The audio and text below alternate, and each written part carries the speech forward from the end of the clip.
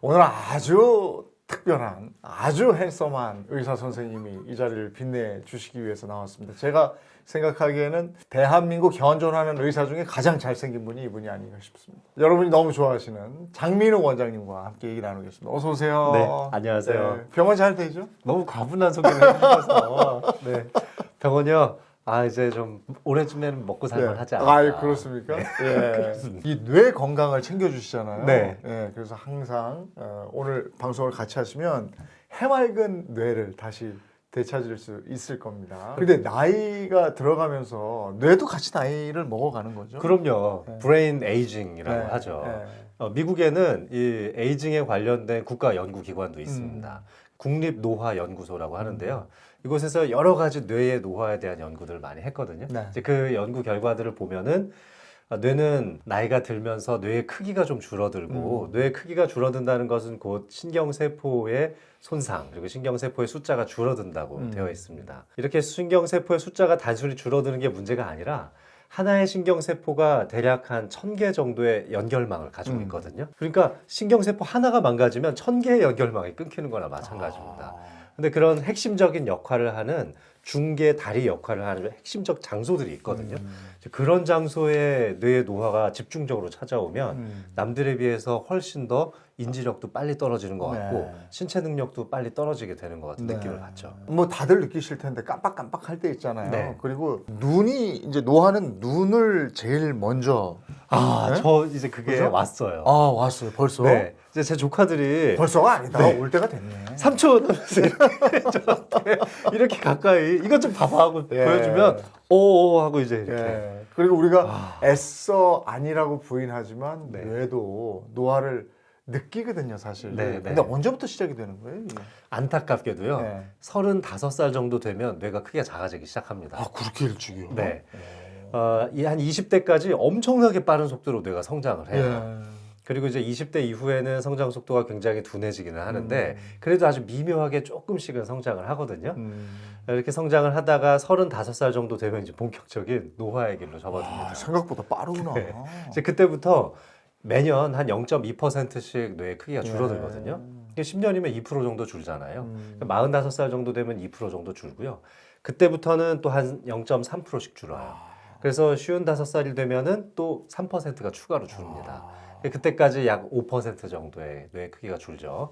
자, 이제 이때부터가 문제인데 네. 55세 이후에는 이제 대략 0.5%씩 줄입니다. 그러면 많이 줄었네. 많이 줄죠. 65세가 되면은 대략 10% 정도의 뇌의 크기가 줄었다고 볼 수 있죠. 근데 이것도 개개인별 격차가 있습니다. 제 생각에 아나운서님은 거의 안 줄어들었을 것 같은 아니요. 느낌이 저 많이 듭니다. 줄어요. 저 느껴요. 그리고 지금 35세부터 네. 뇌가 줄어든다고 얘기하셨으니까 네. 근데 눈은 40대 이후에 네. 그 눈 노화를 느끼거든요. 느끼죠. 근데 네. 이거는 우리가 못 느끼는 사이에 일어나고 있었던 거고. 네. 그럼 뇌가 나이가 들어가면 나타나는 질병이 어떤 게 있습니까? 대표적인 게 혈관성 질병이죠. 뇌졸중이요. 예. 뇌졸중 때문에 생기는 혈관성 질환 중에 제일 무서운 게 뇌출혈이죠, 사실은. 뇌출혈은 딱 걸리면 바로 그 자리에서 쓰러져서 의식을 잃고 또 사망에 이르기도 하는데요. 근데 고혈압에 대한 관리가 너무 잘 되다 보니까 요즘은 뇌출혈 좀 줄었습니다. 반면에 뇌경색의 비율이 늘었죠. 네. 전체 뇌졸중 중에 뇌경색 비율이 이제 한 80% 정도 차지합니다. 이와 같은 뇌경색과 뇌출혈 같은 뇌혈관 질환, 그래서 뇌졸중이라고 부르는데요. 이게 이제 제일 많고요. 두 번째로 흔한 게 지금 우리가 계속 얘기하고 있는 치매 아니겠습니까? 네, 인지력이 떨어지는 거예요. 그리고 운동신경 쪽에 장애가 심각하게 찾아오는 파킨슨병도 이제 노화성 질환의 하나입니다.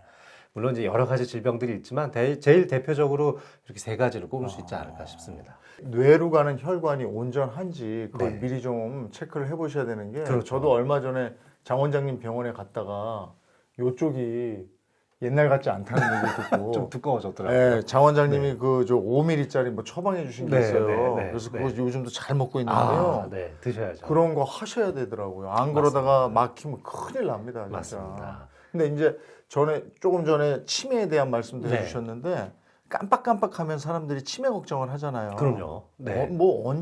이게 치매다 하고 탁 확인할 수 있는 게 있어요? 이게 젊은 시절에는 열쇠 좀 놓고 다니고 네. 휴대폰 어디다 놨는지 여기저기 찾으다 다녀도 음. 아, 내가 요즘 바빠서 그렇구나. 요즘 진짜 내가 좀 힘들구나. 스트레스가 많구나 생각하지만 나이가 좀 든 시점에서 똑같은 실수를 하면 어머, 이게 이제 치매가 오나? 걱정을 하게 되잖아요.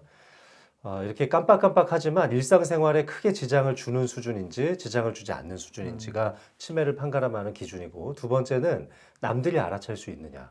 그래서 남들 앞에서는 조금 더 내가 긴장하게 되고 더 신경을 많이 쓰면서 대화를 하잖아요. 실수하지 않기 위해서. 그래서 쉽게 남들이 눈치채지는 못합니다. 물론 가족들은 또 눈치를 좀 채죠. 아주 내가 느슨해져 있는 일상생활을 옆에서 보니까 가족들 정도까지만 눈치가 채질 정도라면은 객관적 인지장애 중엔 이제 경미한 경도인지장애라고 볼 수 있습니다. 근데 남들도 전혀 눈치채지 못하는데 나만 알고 있다면 그것은 주관적 인지장애라고 해서 요거는 또 그냥 단순 건망증이라고 생각하셔도 됩니다. 예. 저나 아나운서님이나 그 정도의 수준이 아닐까 생각이 드는데요. 그런데 가족들도 알아채고 주변 지인들이 이제 조금씩 알게 되고 또 나의 일상에도 어느 정도 그것이 파고들고 있다면 그때부터 이제 치매라고 할 수 있는데요. 근데 경도인지 장애라고 아마 진단받으신 분들 상당히 많으실 텐데 얼마 전에 그 유명한 스타 강사 김창옥 씨도 네. 인지검사 했는데 본인의 이제 인지력이 좀 떨어진다고 나왔다고 공개를 했잖아요. 이제 아마 경도인지 장애 비슷한 수준의 진단을 받지 않으셨을까 예상이 되는데요. 이제 이런 경우에는 치매로 진단이 발전될 가능성이 굉장히 높습니다. 약 5년 이내에 실제 치매로 발전할 가능성이 70% 이상이라는 보고도 있는 만큼 경도인지 장애라고 진단이 됐으면 이건 그냥 단순히 깜빡깜빡하는 문제가 아니구나. 진짜 나의 뇌에 뭔가 변화가 일어나고 있구나. 빨리 진단을 받아보셔야 된다는 거죠. 실제 치매의 진단이 딱 되는 그 순간에서부터 20년 전부터 뇌의 변화는 시작된다는 연구들이 상당히 많이 발표됐습니다. 근데 그거 무슨 검사를 해요? 뇌에 어떤 노폐물이 쌓여 있는지 볼 수 있는 검사들이 있는데요. 옛날에는 정말 비쌌거든요. 그 페트라는 검사, 양전자 방출 단층 촬영을 이용해서 뇌에 있는 특정 물질을 감지해낼 수 있는 검사가 있었습니다. 그래서 베타아밀로이드가 얼마나 뇌에 쌓여 있는지를 보는 건데 치매 발병 20년 전부터 베타아밀로이드가 막 증가하거든요, 뇌에. 그러다가 뇌 세포가 망가지고 타우 단백질이라는 것들이 쌓이기 시작하면 그때부터 이제 인지력이 완전히 망가지는 거죠. 그래서 그 베타아밀로이드를 검측할 수 있는 페트 검사가 있었는데 이게 검사 장비만 해도요 30억이 넘어요. 네, 좀 좋은 장비들은 거의 100억 가까이 하는 장비들도 있어서 큰 병원에나 가야 아주 큰 대학병원에만 보유를 하고 있거든요. 그 검사 비용도 비쌌죠. 한 130만 원 안팎 정도 비용을 부담해야 되는데 그거 아무나 할 수 있는 검사가 아니잖아요. 근데 최근에는 혈액 검사를 통해서 베타아밀로이드를 검측할 수 있는 기술들이 국내 연구진에서 개발이 됐고 이것이 이제 국내 여러 개의 대학병원이 같이 참여해서 국책 연구 과제로 수행됐던 결과인데요. 그래서 그걸 바탕으로 해서 이제는 사설 기관에서도 그런 검사를 하실 수 있어요. 피 검사할 때 그럼 저 치매 검사 해주세요. 그렇죠. 그러면 그 항목에 들어가는 거예요? 들어갑니다. 되게 이제 이 검사 비용이 한 30만 원 안팎 정도 하는데요. 그래도 예전에 100만 원이 훌쩍 넘는 검사 비용에 비하면 굉장히 저렴해진 그러면 거죠. 치매에 본격적으로 걸리기 전 끝 단계도 파악할 수 있는 파악할 거예요? 수 있죠. 그게 대개 이제 뇌 속에 있는 뇌척수액 속에서 검출이 되는데요. 아주 조금씩은 혈액으로도 스며 나오거든요. 피 한번 뽑아봐서 그것이 일정 농도 이상으로 증가되어 있으면 이제 뇌에 굉장히 많이 쌓여간다는 걸 암시하는 거죠. 나 그거 해봐야 되겠다. 왜냐하면 저도 저희 그 부모님이 치매를 겪으셨기 그러시죠. 때문에요. 네네. 늘 막 걱정스럽고 불안하거든요. 네, 네. 피 검사를 할 수 있다니까 그거 한번 해봐야 되겠다 싶네요. 지금 이제 이런 검사들을 실시하는 의료기관이 각 대학병원에서도 다 하고 있고요. 또 이제 제가 운영하는 병원과 같은 작은 신경과 병원에서도 요즘 대부분 하고 있습니다. 그래요? 가까운 병원을 방문하시면 아주 손쉽게 검사가 가능하죠. 예. 그러면 치매 걸리기 쉬운 사람이 있고 치매 아예 안 걸리는 사람이 있고 이래요? 지금 그 미국 국립노화연구소에서 굉장히 여러 가지 펀드를 이용해서 많은 연구들이 진행되고 있는데요. 시카고에서 했던 그 노화와 건강에 관련된 아주 대규모 연구가 있었습니다. 이 연구들을 보면은 치매에 안 걸릴 수 있는 생활 수칙 5가지에 대해서 얘기해주기도 했었거든요. 뭐 운동 많이 해라, 술 담배 많이 하지 말아라, 그다음 지중해식 식단을 하고 뇌를 좀 많이 써라 이런 얘기들이죠. 근데 이 5가지 행태 중에서 4가지나 5가지를 내가 만족하는 삶을 살면 치매 그렇지 않은 사람들에 비해서 치매 걸릴 확률이 60% 이상 낮아진다는 연구 결과도 있었고요. 여기에 두세 가지만 만족해요. 그러니까 이 중에 두 가지만 해도 약 30% 정도 치매 발병률이 낮아지거든요. 운동 많이 하시잖아요. 예, 운동 등산 좋아하죠. 굉장히 예. 좋아하시고요. 또 예. 긍정적인 성격의 소유자시고 술 담배 안 술은 하시지만 조금 해요. 담배 안 하시죠. 예, 예. 자, 운동 많이 하고 담배 안 하시니까 벌써 예. 두 개 된 겁니다. 네. 그러니까 이미 30%는 이제 먹고 들어가신 거고요. 거기에 이제 뭐 뇌를 좀 많이 쓰는 직업군이 계시니까 그것도 한 가지 된 거고, 절주, 그러니까 헤비 드링커라고 표현을 하는데 그건 아니에요. 그건 아니시잖아요. 예, 예. 그러면 뭐 최소 네 가지 이상은 예. 만족하셨으니까 60% 이상 안정권에 들어갔다고 볼 수 아이고, 있습니다. 그나마 다행이네. 게다가 이제 80세나 90세 정도가 될 때까지도 20, 30대 못지않은 좋은 기억력을 유지하는 분들이 있습니다. 이런 분들은 이제 슈퍼 에이징 피플 또는 이제 센테니움이라고 부르기도 하는데요. 백세인이라고도 우리나라에서 이제 칭하죠. 적어도 백세인이 되려면 저는 세 가지 관문이 필요하다고 생각하는데요. 40대에서 50대에 지나가야 되는 관문은 관절입니다. 그 관절에 대한 문제를 그때 잘 갖춰놔야 돼요. 40대, 50대까지 튼튼히 내 관절과 근육 건강을 지켜놓는 게 첫 번째 관문이라고 생각하고요. 60대와 70대에 이르러서 혈관성 질환에 대한 관문을 통과해야 됩니다. 그래서 혈압이나 고지혈증, 당뇨, 또 부정맥 같은 위험 요소들을 잘 관리하는 게 이게 두 번째 관문이고요. 세 번째 관문이 결국 뇌 건강 아니겠습니까? 예. 그래서 치매가 걸리지 않아야 백세인으로 살 수 있는 확률이 약 2배에서 3배 정도 높아진다고 알려져 있으니까요. 그래서 저는 8, 90세까지도 제 병원에 다니시면서 건강검진을 하시지만 90세 연세에서도 지금도 의원을 운영하고 계시는 의사 선생님들도 계세요. 그런 것들을 잘 지켜나가면 정말 100세까지 뇌 건강을 지킬 수 있는데 네, 뇌 건강을 좋아지게 하는 운동법도 있습니까? 있죠. 우리 이제 그 신체적인 활동을 하기 위해서 이제 피지컬 트레이닝, 네. 뭐 웨이트 트레이닝 이런 것들을 좀 많이 하죠. 네. 그리고 에어로빅도 많이 하고요. 에어로빅은 이제 유산소 운동을 에어로빅이라고 하니까요. 그래서 미국에 있는 듀크 대학교에서 닥터 로렌스 박사가 예전부터 뇌도 운동을 많이 하면 기초 체력이 많이 쌓이고 늙었을 때 체력이 깎이는 걸 미리 대비할 수 있다고 주장을 했습니다. 당시에는 사실 잘 받아들이지 않은 학설이었는데요. 뇌도 계속 성장을 할 수 있다는 이론적 배경이 쌓이면서 열심히 노력하면 60세, 70세, 80세까지도 계속 뇌를 발달시킬 수 있다는 게 지금은 확인이 됐거든요. 그런 데에서 착안을 해서 이 신경세포를 뜻하는 뉴론이라는 단어와 운동을 뜻하는 에어로빅이라는 단어를 합쳐서 뉴로빅이라는 말을 그분께서 창시를 해서 듀크 대학에서 이런 활동들을 많이 했습니다. 그래서 제가 이제 그걸 좀 카피했죠. 그래서 뇌를 뜻하는 이제 뇌, 그 다음에 에어로빅 해서 뇌로빅이라는 말로 제 국민들에게 많이 쉽게 좀 알려드리려고 전파를 하고 있습니다. 이름 좋다. 뇌로빅. 네. 그래서 제가 간단한 뇌로빅 동작들을 좀 많이 소개해드리고 있는데요. 그 예전에 제가 아나운서님 진행하시는 행복한 아침에 나가서도 이런 동작들 좀 가르쳐 드린 적 있었죠. 이거 어렵더라고요. 네, 같은 방향으로 엄지나 새끼를 이렇게 쏠리게 하고 또 반대 방향으로도 이렇게 해서 잘하시는데 난 네. 너무 어려워가지고. 네, 그래서 엄지와 새끼 손가락을 이렇게 번갈아 가면서 같은 방향으로 천천히 보시면서 하시면 돼요. 보시면서 이렇게 주먹을 엎어서 하셔도 되고요. 네, 편한 만만치 않아요, 방향대로 이거. 네 이렇게 나를 바라본 상태에서 하셔도 좋습니다. 그냥 손목이 편한 방향에서 네, 하시다 보면은 저처럼 좀 빨리 하실 수도 연습하시면 있습니다. 좀 빨라지니까 처음에 빨라지죠. 굉장히 어색해요. 맞습니다. 네. 양손을 좀 다르게 쓰는 거잖아요. 이 동작을 좀 응용한 여러 가지 동작들이 있는데 자, 오늘 좀 업그레이드된 거 몇 가지 알려드리자면요. 네모 만들기 한번 해볼까요? 네모? 네. 주먹을 이렇게 쥔 상태에서요. 검지손가락과 새끼손가락을 이렇게 펼치면 네. 네, 이렇게. 네, 이렇게. 네. 네, 이렇게 네모가 만들어지죠. 네.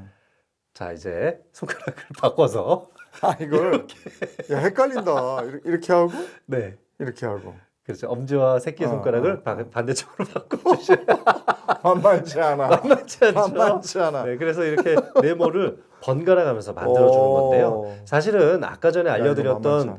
그 엄지 새끼 손가락 동작에서 엄지를 검지 손가락으로 바꾼 것뿐이에요. 아 이거 바보가 된 듯한 느낌. 근데 아까는 이제 방향으로 우리가 네. 이제 시공간에 대한 개념을 생각했다면 네. 이제는 모양에 대한 개념으로 공간을 어. 느끼는 거거든요. 어. 그래서 약간은 또 다른 부위가 자극이 되기도 합니다. 아. 네, 이 정도 동작 괜찮으시죠? 야 이거 바보가 된 것 같아. 네, 할만하시죠? 네. 그리고 그다음에 좀 더 이제 쉬운 동작으로는 뭐 토끼 잡는 게임도 네. 하거든요. 이렇게 빵 토끼 모양을 네, 만들고 네, 이렇게 권총을 빵. 딱 쏘는 거죠. 네. 반대쪽으로도 빵. 아, 이렇게 하고 이렇게. 네, 네. 아. 그래서 빵, 빵, 어. 빵. 이건 좀 빵. 낫다. 이거 좀 낫죠? 네, 이런 동작도 있고요. 어. 또 제가 이제 모든 손가락을 또 많이 쓰기 위해서 거미줄 타기 동작도 알려드리는데요. 보통 어릴 때 이렇게 거미줄 막 이렇게 예, 타잖아요. 예, 예. 이거, 네, 이거, 그렇죠, 이거. 그렇죠. 예, 아, 좋습니다. 예, 예. 자, 이제 이건 좋아. 세 번째 손가락으로 한번 타보세요. 네, 세 번째 야, 이건 좀 손가락으로. 헷갈리기 시작하네. 네, 세 번째 손가락으로. 이건 그래도 네. 좀 할 수. 자, 네 번째 손가락도 한번 타볼까요? 네. 네, 천천히 번째. 네 번째 손가락씩. 엄지 손가락은 계속 그대로 쓰시고요. 네 번째 손가락으로. 손가락 자체가 이렇게 안. 아, 손목을 좀 많이 비틀면서 이렇게 마지막으로 새끼 손가락까지. 네, 이렇게 하면 모든 손가락 자극이 다 되죠. 자, 근데 이제 업그레이드 해야 되잖아요. 그래서 이번에는 손가락을 순서대로 자, 검지 타다가 중지, 약지, 네, 인지, 야, 약지, 이거 바로 다시 헷갈리겠는데? 인지, 중지, 검지, 중지, 야, 인지, 선생님 절대 침이 안 약지. 오겠네요. 네, 이런 식으로 손가락을 하나씩 더 네. 내려가면서 또 올라오면서 해보시면 재밌습니다. 선생님 혼자서도 잘 노시죠? 요즘 저 버스 타고 다니면서 계속 이거 하고 있어요. 한조 앞에서 실수하면 안 되니까. 아, 내가 잘해야지 뭘 하라고 얘기를 할 텐데. 야. 저 이거 연습 엄청 많이 한 거예요. 야, 선생님 좋겠다. 절대 침이 안 걸리시겠어요. 자, 네. 요거 계속 연습하면 지금은 안 돼요. 근데 네. 연습을 하면 된다니까 네. 다시 보기 하셔서 요거 따라서 연습해 보시면 치매 예방에 도움이 될 수 있습니다. 음식으로 뇌 노화를 늦출 수 있는 거는 뭐 없습니까? 그렇죠. 그건 곧 먹는 게 이제 내가 네. 되는 거니까요. 네. 좋은 거 많이 먹어야 되는데요. 제일 대표적으로는 지중해식 식단을 항상 권합니다. 또 지중해식 식단에다가 고혈압을 조절할 수 있는 식단으로 이제 DASH라는 식단이 있는데요. 이 지중해식 식단의 DASH라는 식단의 장점만을 모아서 만든 게 이제 마인드라는 식단이 있습니다. 그래서 이것도 이제 미국에 있는 그 국립보건원에서 발표한 내용인데요. 마인드 식단에 따르면은 불포화 지방산 섭취에 대해서 항상 강조하고 있어요. 불포화 지방산 하면 제일 먼저 떠오르는 게 오메가3잖아요. 네, 네. 근데 사실 오메가3에도 종류가 여러 가지가 있죠. 대표적인 게 DHA하고 EPA 성분인데요. 특히 이제 뇌 건강 그 자체를 위해서는 DHA 성분이 포함된 오메가3를 드셔야 하고 혈관 건강을 위해서는 이제 EPA가 들어있는 오메가3를 드셔야 하는데 이런 오메가3 좋은 불포화 지방산은 역시 생선에 많이 들어있지 않습니까? 그래서 저는 뭐 연어, 고등어, 특히 요즘 고등어 너무 맛있더라고요. 지금이 고등어 완전 네, 철인데요. 네. 아주 살이 통통하게 오른 이런 고등어 한 마리 아주 좋네. 네, 찜으로 쪄서 드시면 최고로 좋고요. 어. 그리고 살짝 구워서 드셔도 네. 전 너무 좋을 것 같습니다. 그렇게 해서 이제 오메가3 성분이 뇌 속에 많이 들어가게 되면은 뇌 신경세포의 막을 구성하는 요소로 작용을 하게 되는데 그럼 아까 제가 신경세포 하나가 1000개의 연결망을 구성한다고 했잖아요. 신경세포 하나를 재생시키는 것도 굉장히 중요한 일이지만 이 1000개의 연결망이 잘 작동할 수 있게 하려면 이 신경세포 막이 튼튼해야 되거든요. 그래서 이 신경세포 막을 튼튼하게 해주기 위해서 꼭 좋은 기름을 섭취하시라는 걸 추천드리고 싶어요. 견과류 섭취도 굉장히 도움이 좀 되는데요. 견과류의 왕 하면은 저는 뭐 호두를 꼽는데요. 예. 호두 하루에 한 2-3알 정도만 드셔도 충분히 섭취가 가능하고요. 집에서 달걀 후라이 같은 거 조리할 때 저는 이제 아보카도 기능을 쓰는데 예. 아보카도 속에도 굉장히 어. 불포화 지방산이 많이 들어 있습니다. 네. 자, 그런데 불포화 지방산의 함정이 하나 있는데요. 네. 오메가6나 오메가9도 불포화 지방산에 포함이 되거든요. 이 오메가6의 비율이 너무 높아지면 또 반대로 염증이 심해지고 혈관 건강이 안 좋아질 수 있기 때문에 오메가3와 6의 비율을 어느 정도 맞춰서 음식을 섭취해야 하는데 현대인들이 너무 오메가6 섭취 비율이 높으니까요. 육류 섭취 좋아하시죠? 네. 육류 섭취하게 되면은 그 삼겹살 속에 들어있는 돼지 비계 속에도 불포화 지방산이 60%나 들어 있습니다. 물론 포화지방이 40%나 있으니까 많이 먹는 건 무조건 안 좋지만 적정량의 삼겹살을 먹는 것도 뇌 건강에 도움이 되는데요. 그런데 함정은 이 삼겹살 비계 속에 들어있는 불포화지방산 중에 일정 부분 이상이 이제 오메가6로 구성되어 있다는 거죠. 육류 섭취를 통해서 뇌신경세포를 튼튼하게 해주는 것도 좋지만 그 비율을 좀 맞춰주기 위해서 오메가3가 풍부한 음식들을 추가로 섭취해 주시는 것이 너무 좋고 나는 도저히 생선을 비려서 못 먹겠다.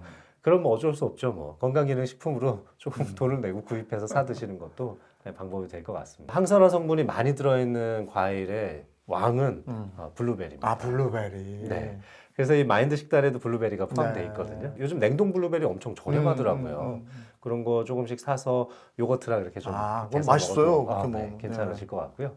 토마토에도 뭐 라이코펜 많이 들어있죠. 그런 것도 좋고 베리류는 사실 다 좋은데 국내산 베리류에는 저는 아로니아가 최고인 것 같습니다. 아로니아. 근데 이게 너무 좀 떨떠름해가지고. 근데 이게 한때 유행했어요. 유행했죠. 아로니아. 네. 예. 그래서 이제 아로니아가 그래서 너무 재고가 많이 쌓이니까 네. 동결건조해서 분말로 많이도 판매가 이루어지고 있는데 굉장히 저렴하게 구매할 수 있는 진짜 기가 막힌 항산화 식품이 아닌가 요거트에다가 이렇게 생각했습니다. 해서 먹으면 되거든요. 그렇게 먹으면 별로 안 써요. 맞아요. 네, 그리고 또 먹을 만한 것 같습니다. 근데 이런 걸 많이 먹으라 그러는데 식품으로 먹으려면 이만큼 먹어야 된다고 들어가지고. 그럼 또 이제 뱃살 나오니까 적절히 해야 될 텐데요. 바나나 속에 트립토판이라는 성분이 많이 들어있는데 이게 우리 몸을 좀 건강하게 또 뇌를 즐겁게 해줘요. 그래요. 행복감을 느끼게 해주는 세로토닌의 재료니까 트립토판이 많이 들어있는 음식으로 대표적인 게 이제 연어, 바나나, 견과류, 딸기에도 많이 들어있거든요. 딸기도 베리류의 과일이잖아요. 그래서 저는 이제 아침에 딸기 바나나, 딸바 주스라고 하잖아요. 그래서 딸바, 견과류 이렇게 합친 그런 주스를 좀 만들어서 먹기도 좋다. 합니다.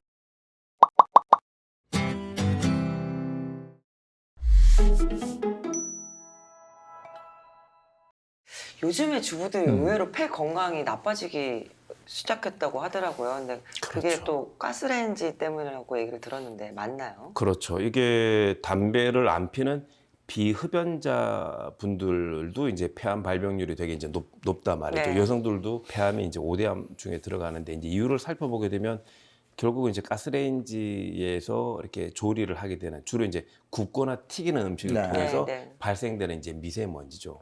그래서 몇 년 전에 2015년도 이럴 때는 폐암의 원인이 고등어라고 또 정부에서 글쎄 말이에요. 고등어를 먹지 말라고 네. 그래서 대대적으로 또 이제 언론으로부터 또 질타당하는 네. 뭐 폐암을 일으킨다고 고등어를 먹지 말라는 논리는 이게 무슨 정부의 논리냐 네. 뭐 이런 기사들이 왔었던 나왔던 적도 있는데요. 네. 그 고등어라든지 돼지고기를 구울 때 나오는 미세먼지 농도가 봄철 바깥쪽 미세먼지 농도의 많게는 50배 이상일 수가 있고 그래서 꼭 후드를 틀고 환기를 지속적으로 해야 되는데 주부들이 이제 바쁘다 보니까 후드를 언제 틀고 언제 환기를 시키고 그리고 조리가 끝나면 집 전체를 15분 이상 환기를 시켜야 되는데 그러질 못하니까 네. 본인이 거기서 일종의 후드 역할을 하게 되는 거죠. 그래서 코로 그 미세먼지가 바깥쪽 심할 때 50배 넘는 걸 와. 요리를 하면서 10년, 20년 흡입하다 보니까 담배 핀 것보다 훨씬 더 네. 강하게 어. 이게 몸에 이제 손상을 받게 되면서 결국 이제 폐암에 걸리는 거죠. 갱년기에 특히 또 조심하라고 그러는 거 그동안 꽤 쌓여서 그런 거 아니에요? 쌓여서 그런 시기도 되죠. 결혼하시고 보통 우리나라가 갱년기 시기가 만 49세니까 최소 결혼한 지가 10년, 많게는 20년 정도가 되게 되면 그만큼 이제 조리 시간이 길어서 그런 측면이 하나가 있고요. 또 이제 두 번째는 뭐냐면 제가 이제 앞 시간에 위에 어떤 증상은 이제 속이 더부룩하다. 간의 불편함은 옆구리로 온다고 설명을 드렸는데 네. 폐의 증상은 추웠다, 더웠다로 옵니다. 폐가 약해지는 시그널이 조금 쉽게 몸이 어렸을 때부터 또는 뭐 갱년기 때 그렇고 몸이 추웠다, 더웠다 하시는 분들이 폐가 약한 분들이거든요. 그래서 이제 알러지도 빨려고 하는 건데 그런 추웠다, 더웠다 하는 증상이 없었던 분들도 갱년기 때는 추웠다, 더웠다가 되는 경우들이 많습니다. 맞아요. 그래서 갱년기 때 다른 장기에 비해서 폐가 상대적으로 더 약해지는 측면과 조리가 시작된 지가 뭐 직접적으로 본인이 주부로서 주도적으로 조리하신 지가 10년, 20년 된 것. 이 두 가지 효과가 맞물리면서 40, 60대 여성들의 폐암 발병률이 우리나라가 이제 높게 되는 거죠. 갱년기 증상 말고 추웠다 더웠다 말고 또 다른 쪽으로 저희가 폐가 안 좋았다라고 몸이 이렇게 나타나는 특징들이 있을까요? 폐가 안 좋을 때 기본적으로 나타나는 가장 중요한 증상은 결국은 이제 기침이죠. 그러니까 뭐 대수롭지 않게 여기는 뭐 장기침, 그리고 이제 어깨가 아픈. 어깨가 아픈 거. 어깨가요? 그러니까 폐암 환자분들의 주요 특징 중에 하나가 뭐냐면 내가 전부터 어깨가 아팠다. 그래요? 네. 간암 환자분들의 특징은 제가 반복적으로 설명드리지만 옆구리가 옆구리. 아팠다. 위가 안 좋으신 분들은 여기에 명치가 안 좋았다, 속이 안 좋았다. 그러니까 폐가 안 좋은 시그널이 되게 승모근이 안 좋다, 회전근개가 안 좋다. 똑같이 운동을 했는데 회전근개가 안 좋아요, 승모근이 안 좋아요. 그러면 폐 쪽으로 병이 올 확률이 있는 거고, 똑같이 운동을 했는데 옆구리가 안 좋아요. 그러면 간 쪽에 문제가 있을 수가 있는 거고, 나는 운동만 하면 체예요. 그러면 이제 위에 문제가 그렇구나. 있을 수 있는 거죠. 그러니까 내가 나를 알 수 있는 시그널을 그렇게 이제 보내주거든요. 그래서 폐가 안 좋다라고 하는 것은 내가 남들보다 좀 추위를 잘 타는 것 같은데 조금 지나니까 또 갑자기 후끈 덥다. 그리고 어깨의 목적선이 조금 잘 안 좋다. 그러면 아, 내가 폐가 약하구나. 그러면 폐암에 약할 수도 있겠구나라고 생각을 하셔야 됩니다. 손톱에도 이렇게 사인이 온다고 그렇죠. 그러죠? 관련된 연구들이 조금 있는데요. 네. 뭐 언론에서 이제 많이 나간 것 중에 하나가 이렇게 이제 검지를 이렇게 이제 모았을 때 검지를 이렇게 모았을 때 가운데 여기 이제 빈 공간이 생겨야 돼요. 검지를 모았을 때 가운데가 얇지만 다이아몬드가 이렇게 보여야 되거든요. 저 생겨요. 얇은 다이아몬드, 그죠? 네. 근데 그게 이제 그게 이제 보이질 않고 예를 들어 이게 이제 벌어지는 거죠. 이렇게 이제 검지가 서로 맞닿으면서 가운데 공간이 생겨야 되는데 이렇게 이제 검지가 커져가지고 맞닿지 않고 이렇게 벌어지게 되는 거죠. 맞닿지 않고 벌어지는 겁니다. 네, 그래서 네. 이제 곤봉지라 그래서 왜냐하면 끝이 두꺼워지니까 끝이 맞닿지 않고 벌어지는 거죠. 그래서 곤봉지가 있는 분들이 그런 곤봉지가 없는 분들에 비해서 폐암 발병률이 높더라라는 연구가 있어서 이제 폐암을 나타낼 수 있는 시그널로 얘기를 이제 하는 건데요. 그 곤봉지 때문에 왜 그런지에 대한 그 원인은 불분명하지만 결론적으로 좀 그렇더라.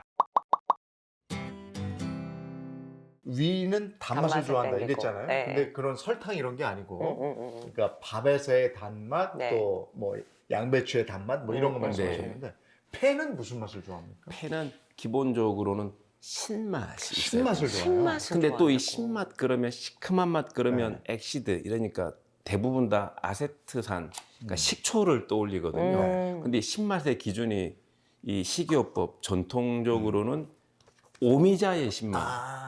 오미자 좋다고 들었어요. 시큼하면서도 네. 맛있죠. 맞아요. 오미자의 신맛이 이제 우리가 얘기하는 산미, 한자로 산미라고 하는 시큼함의 기준이고요. 이제 식초는 아닌데 그 신미, 시큼한 맛이 폐의 기운을 이제 수렴하는 맛이기 때문에 기본적으로 폐 기능을 내가 조금 높여야 된다.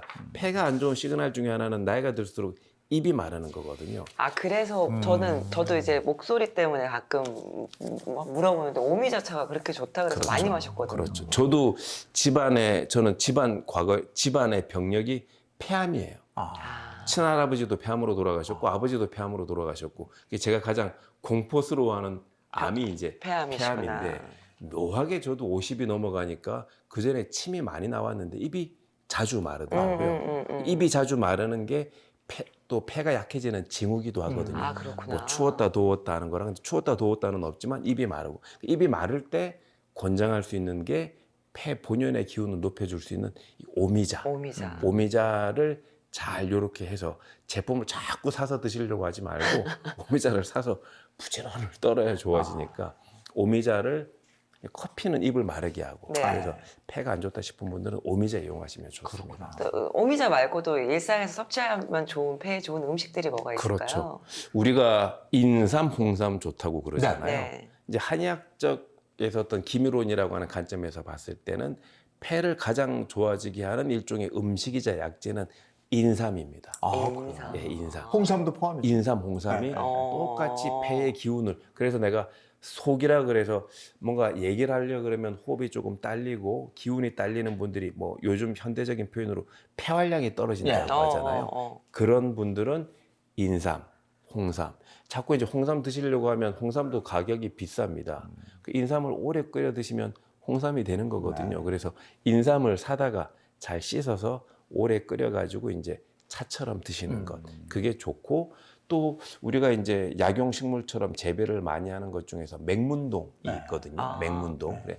맹문동도 입을 건조하게 하는데 또 좋기 때문에 여름에 보통 제품으로 권장하거나 한의사들이 여름만 되면 먹으라고 하는 차가 생맥산이라고 하는 네. 차가 있거든요. 음. 방송에서도 아마 수천 번 나왔을 겁니다. 그 생맥산이 인삼이랑 오미자랑 맹문동이랑 아. 만들어지는 겁니다. 그래서 그게 입의 어떤 건조함을 없애주고 폐의 건조함을 없어주고 입과 폐를 촉촉하게 해주는 거니까 그 생맥산 중에서 인삼, 뭐 오미자, 뭐 맹문동 따로 드셔도 좋고 같이 합쳐서 드셔도 좋고 이게 폐에 제일 좋은 어떤 약용차가 되겠습니다.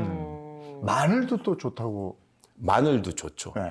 폐가 안 좋을 때 우리가 나타나는 증상 중에 하나가 추웠다 더웠다 약간 한기가 들잖아요. 한기가 들 때는 오미자를 드시는 게 아닙니다. 한기가 들 때는 살짝 매운맛이 들어가서 발산을 해야 좋아지거든요. 그런데 우리가 또 매운맛 그러면 또 캡사이신 기준이 고추가 되어 버렸는데 전통적으로 매운맛의 기준은 박하 정도가 매운맛입니다. 매울 신자가 신라면 그 매우 할 때 신자의 기준이 박하 정도 약간 쌉싸름하면서도 상큼한 게 이제 매운 기준인데 그 매운 것 중에 가장 강렬한 것 중에 하나가 이제 마늘이거든요. 그래서 마늘을 적정량 드시면서 그 매운맛으로 한기를 밖으로 몰아낼 수 있는 것. 그게 이제 도움이 되는 거죠. 다만 이제 이 마늘이 알리신 때문에 입에 조금 쉽지 네. 않으니까 네. 구워 먹어도 되죠?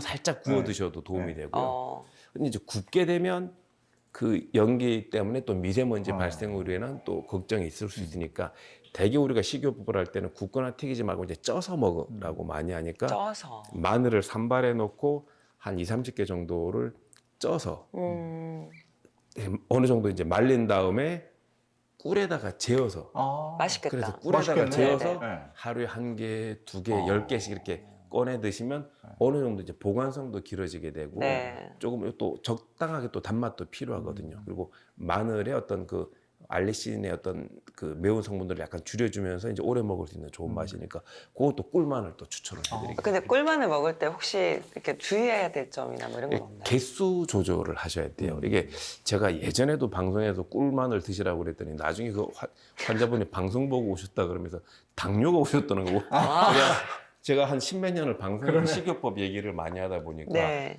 원망 듣는 분들이 있는데 그 중에 하나가 꿀마늘 방송 이후에 원망이 원장님 때문에 당뇨 전 단계. 너무 많이 드신 거 아니에요? 왜 그러니까 30개씩 드신 거죠. 너무 꿀마늘을 30개씩. 그리고 커피 끊으라고 원장님 커피 끊으라 그래서 꿀마늘을 이렇게 뜨거운 물에 부어서 꿀마늘 차로 드시고 과하게 드죠. 네, 과하게 그래서 과하게 드시지 마시고 당뇨 전 단계나 당뇨가 있는 분들은 이 방법을 쓰시면 안 됩니다. 다른 방법으로 아까 설명드렸듯이 생맥산 같은 거 뭐 이용을 하시면서 약간 매운맛 중에 하나는 파기 때문에 파차, 왜 팥뿌리차 그런 식으로 이용을 하시고 이제 꿀을 이용하시는 건 당뇨가 없고 당뇨 전 단계가 아닌 분들이 그렇게 하시면 되겠습니다. 네. 그러면 폐 건강을 위해서는 뭐 유산소? 요즘 기본적으로 뭐 유산소 운동은 당연히 이제 하셔야 예. 되는 부분들이 있을 거고 아까 설명드렸지만 이 손바닥을 이용을 해서 이제 폐가 안 좋을 경우에는 본인의 어깨 목선을 관리하는 게 중요하거든요. 손바닥을 이렇게 따뜻하게 해서 이제 반대편 어깨를 이렇게 마사지 승모근을 마사지 해주거나 이렇게 이제 문질러 주거나 이렇게 해서 이제 반대편 어깨 라인을 이렇게 잡아주는 게 되게 중요합니다. 소화가 안 되시는 분들은 이제 명치, 간이 안 좋으신 분들은 옆구리, 폐가 안 좋으신 분들은 본인의 이제 어깨를 토닥토닥 해주시게 되면 이제 각각 장기에 해당될 수 있는 여러 질환을 예방하는데 도움이 되실 수가 있겠습니다. 네. 그리고 뭐 우리가 호흡법 같은 것도 얘기하는데 네. 그 복식호흡. 복식호흡이 정말 중요하죠. 우리가 아기들 보게 되면 아기 때 보게 되면 다 복식호흡을 합니다. 맞아요. 100% 배가 올라왔다 내려갔다 올라왔다 하지 흉식호흡하는 아기들은 없거든요. 근데 나이가 들수록 흉식호흡으로 이제 바뀌게 되는 거라서 평상시에 이렇게 본인이 이제 자리에 앉으셔가지고 이렇게 자리에 앉으셔서 호흡을 할 때 복식호흡을 하려면 이제 코로 호흡을 하기 위해서 코로 숨을 들여 마시고 입으로 내뱉는 것으로 연습을 자꾸 하시고요. 가장 좋은 건 결국 코로 들여 마시고 코로 내뱉는 거로 마무리를 이제 하시는 건데 안 되는 분들은 코로 들여 마시고 입으로 내뱉는 걸로 해서 이렇게 자리에 편하게 이제 앉으셔서 저 같은 경우는 실제로 할 때는 이제 가부좌를 틀고 합니다. 어. 이게 카메라가 위치가 맞을지는 모르겠지만 뭐 이렇게 이제 어. 이렇게 해서 결가부좌를 저 같은 경우 이제 하고 하거든요. 결가부좌를 딱 해서 자세를 딱 잡고 손을 이렇게 조금 낮추고 이렇게 해서 턱을 약간 내려서 이렇게 내려서 이제 하시면 좋은데요. 본인 자세에 맞춰서 이렇게 코로 숨을 들여 마시고 마신 숨이 몸을 통과해서 아랫배를 가득 채워서 아랫배가 약간 나온다는 느낌으로 들숨을 1차적으로 쓰시고 들숨을 한 다음에 이제 호흡을 바로 내뱉는 게 아니라 이 들숨을 한 상태에서 호흡을 한 1초 정도 갖고 계셔야 돼요. 갖고 있다가 배가 들어가면서 들어간 공기가 다시 코로 나온다. 이런 느낌으로 들숨과 날숨을 들여 마실 때 2초, 3초, 그리고 배에 호흡을 갖고 있는 것을, 공기를 갖고 있는 것을 1, 2초, 그리고 날숨을 2, 3초. 그래서 2, 3초, 1, 2초, 2, 3초 주기로 들숨과 뱃속에서 공기를 갖고 있는 것과 날숨으로 내뱉는 것. 요거를 이제 차례대로 이렇게 하시면 좋을 것 같습니다. 제가 잠깐만 보여드리면 같이 한번 해보시면 네네. 좋을 것 같습니다. 이렇게 하시면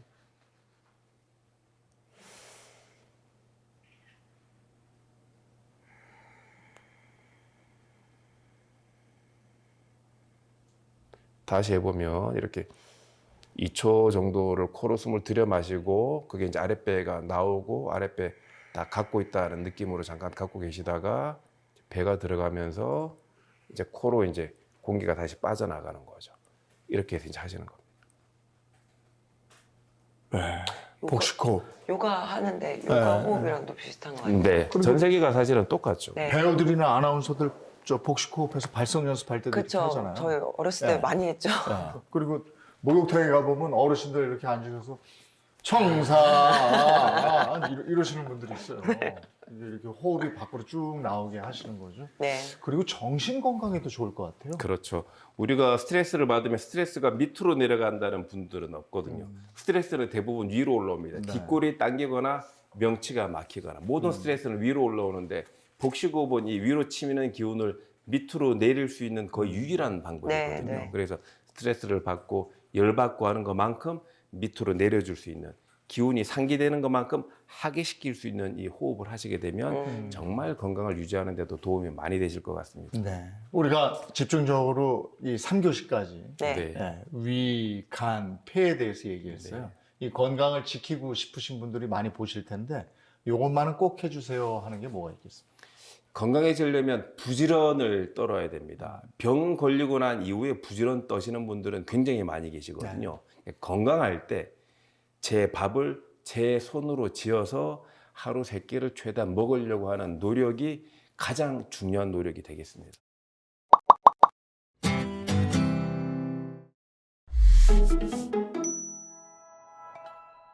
실제로 원장님은 발로 건강을 체크하고 이러세요? 네, 저 같은 경우도 제 발을 제가 수시로 확인하고 네. 한 3년 전에 코로나 시작하자마자 약간 저도 집안에 무안이 있어서 스트레스 받다 보니까 발 보고 이상이 있어서 바로 가서 혈액 검사하니까 이상이 있는 걸 바로 나와서 치료를 한 적도 있고요. 예, 저도 스스로 발을 보고 제 건강 상태를 체크하고 발을 있어요. 보고 아니면 만져보고? 만져보고. 만져보고? 네. 그럼 뭘 이상을 느껴요? 발에 보면은 발의 색깔도 틀리고요. 발에 이렇게 제가 의심하는 그 혈자리에 반사구죠. 발 반사요법이다 보니까 그 반사구에 이상이 느껴요. 응어리가 느끼고 이게 손으로 만지면 걸리는 응어리가 있어요. 그 응어리의 단단한 정도에 따라서 제가 의심하는 질환이 있지 않을까 싶어서 검사해 봤는데 아니나 다를까 갑상선 항진이 왔더라고요. 그래요? 예, 그래서 약물 치료 한 달 정도 받은 적이 있습니다. 그럼 다른 사람 발을 이렇게 만져봐도 그 사람의 건강을 대충 알 수는 있겠네요? 일단 발을 먼저 육안으로 먼저 보고요. 육안으로 봤을 때는 발의 모양과 색깔을 보고요. 그리고 발 만졌을 때는 그 발 해당한 반사구, 우리 한의학으로 보면 혈자리죠. 혈자리를 이렇게 만져서 그 해당한 혈자리에 어떤 상태인지 보고 건강 상태를 확인할 수 있습니다. 지금 반사구라고 말씀하시는 게 그 혈자리 얘기하는 네, 거예요? 맞습니다. 반사구가 바로 우리 한의학에 말하는 혈자리예요. 네. 왜냐면 발 지압이 대체의학이거든요. 예, 한국에서는 아직 글쎄 의학으로 받아들이지는 않지만 예, 다른 뭐 여러 나라에서는 일단 대체의학으로 인정돼 있기 때문에 네. 실제로 병원에서도 이렇게 발의 반응을 보기도 해요. 시기 잃은 환자가 응급실에 왔을 때 이 사람이 어떤 상태인지 확인할 때 발바닥에다 하면은 발가락이 이게 자극을 하면 오므러지게 되는데 예를 들어서 자극을 했을 때 발가락이 위로 뻗는다 그러면은 뇌 신경기 계통이 이상이 있는 거를 의심할 수 있는데 근데 이 발바닥을 자극하는 이 요법을 바빈스키 반사라고 합니다. 네. 보통 유럽이나 미국 같은 경우는 발 반사 이게 국제 학회가 있는데요. 거기에서도 일단 발 반사 요법에 대해서 과학적으로 인정을 해주는 편입니다. 우리는 저 발 마사지 이쪽은 중국이라고 생각했는데 미국 같은데 서양에서도 하고 있어요. 지금은 동양, 서양 할 거 없이 발 반사 요법에 대해서는 일단 학계에서 의학적으로 많이 이렇게 인정을 해주는 편이고요. 그 미국 같은 경우도 이게 발 반사 요법 전문 직업으로 갖고 있는 분이 한 10,000여 명 이상 돼 있는 걸로 알고 있고요. 독일 같은 경우도 발 반사 요법이 우리 한국에 이게 있는 발 마사지 샵 있는 것처럼 동네마다 이렇게 많이 돼 있고 대중적으로 많이 인정해주는 편입니다. 발이 우리 몸 건강을 나타내주는 주된 이유가 있습니다.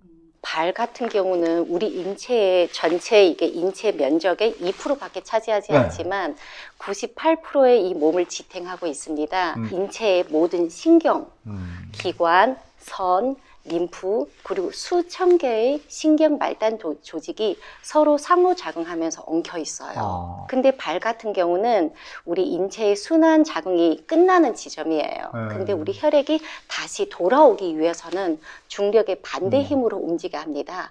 그렇기 때문에 발을 많이 자극하고 발 반사요법으로 건강 다스리는 데는 최고입니다. 우리 지금 그림 하나 준비되어 있는 게 있는데 발과 연결되어 있는 거죠? 지금 보면은 일단 이 발바닥 그림은 이 사람이 이렇게 앉아 있는 뒷모습입니다. 그 보면은 엄지 발가락 2개 붙어 있죠. 네. 거기가 머리 우리 헤드 부위고요. 그 따라서 내려오면 중간 이게 빨간색 라인은 척추입니다. 그 양쪽 옆으로는 양쪽 어깨고요. 그리고 이게 관절, 밑부분 발 뒤꿈치 부분은 골반입니다. 그러니까 사람이 거기 걸쳐서 앉아 있는 모습입니다. 그리고 옆에 이렇게 보면은 더 상세적으로 해부해서 들어가면은 발바닥 안에 우리 오장육부가 다 들어있는 발 모양입니다. 저도 이제 그 50이 넘다 보니까 팔이나 어깨가 뻑적지근하고 50견 올 때도 있고 이런데 그러면 저쪽 부위, 팔하고 어깨라고 써 있는데 저기를 좀 눌러주면 도움이 돼요? 네, 거기 누르면 도움이 되고요. 그리고 팔하고 어깨 50개 있는 사람은 주로 발가락 사이에 이게 많이 이렇게 손을 깍지 껴서 많이 이렇게 돌려주면은 어깨 스트레칭 된다고 생각하시면 됩니다. 네. 발가락하고 내 손가락을 깍지를 껴서 네. 이걸 돌려? 네. 발가락은 다 우리 뇌신경기 계통이지만 발가락하고 이 어깨 연결 부위는 우리 어깨하고 이게 뒷목 연결되는 부위이기 때문에 감기 기운 있고 이럴 때 요 폐하고 기관지 그러니까 발의 앞부분을 좀 따뜻하게 해줘도 괜찮겠네요. 충분히 좋죠. 너무 좋죠. 네.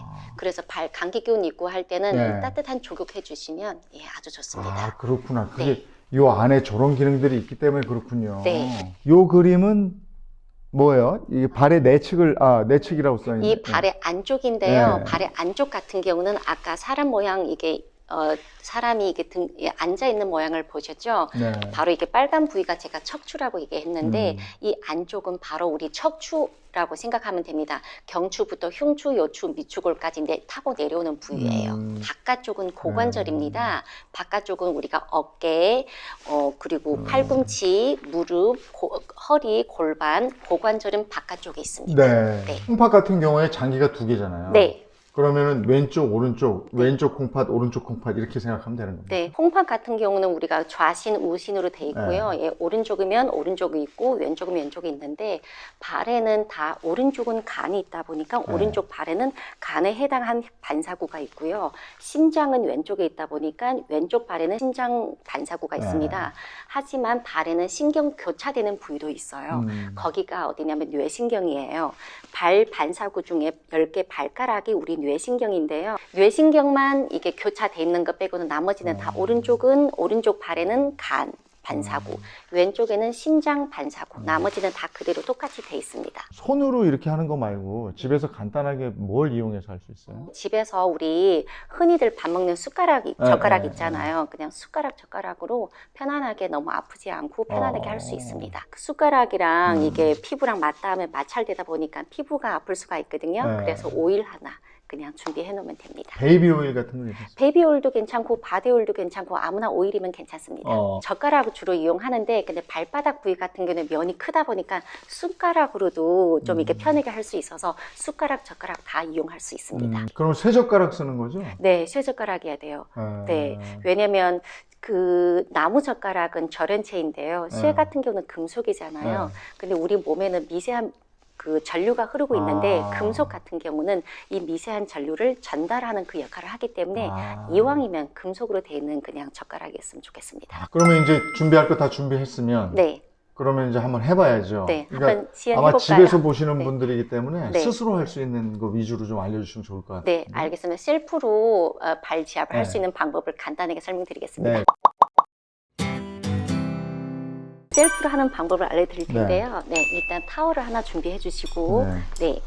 오일을 일단 도포를 해줘야 되는데, 오일 도포하는 이유는 다른 것이 아니라 피부 마찰하는데 아플까봐 피부에 상처 생기지 않게, 예, 전체적으로 이렇게 해주시면 되고요. 네. 그리고 제가 아까 이게 금속으로 되어 있는 네. 젓가락, 숟가락을 준비하라고 했는데요. 이 보통 보면 젓가락 같은 경우는 끝부분이 약간 예리해요. 그래서 네. 아파야 하실 수 있을 수 있으니까 이 숟가락 같은 경우는 끝부분이 조금 덜 뭉퉁하거든요. 오늘은 그냥 숟가락으로 해드리도록 하겠습니다. 발지압은 먼저 비뇨기 계통으로 시작해야 되기 때문에 여기 우리가 발의 제일 중요한 혈자리 용천혈, 네, 여기서부터 따라서 내려오고, 예. 여기 방광, 요도까지 타고 내려오면 됩니다. 네. 이게 아프면 이상이 있는 겁니다. 아프면 이상 있는 것도 있고 아마 이게 혈자리 반사구 따라서 내려오면 응어리 걸리는 거 좀 느끼실 거예요.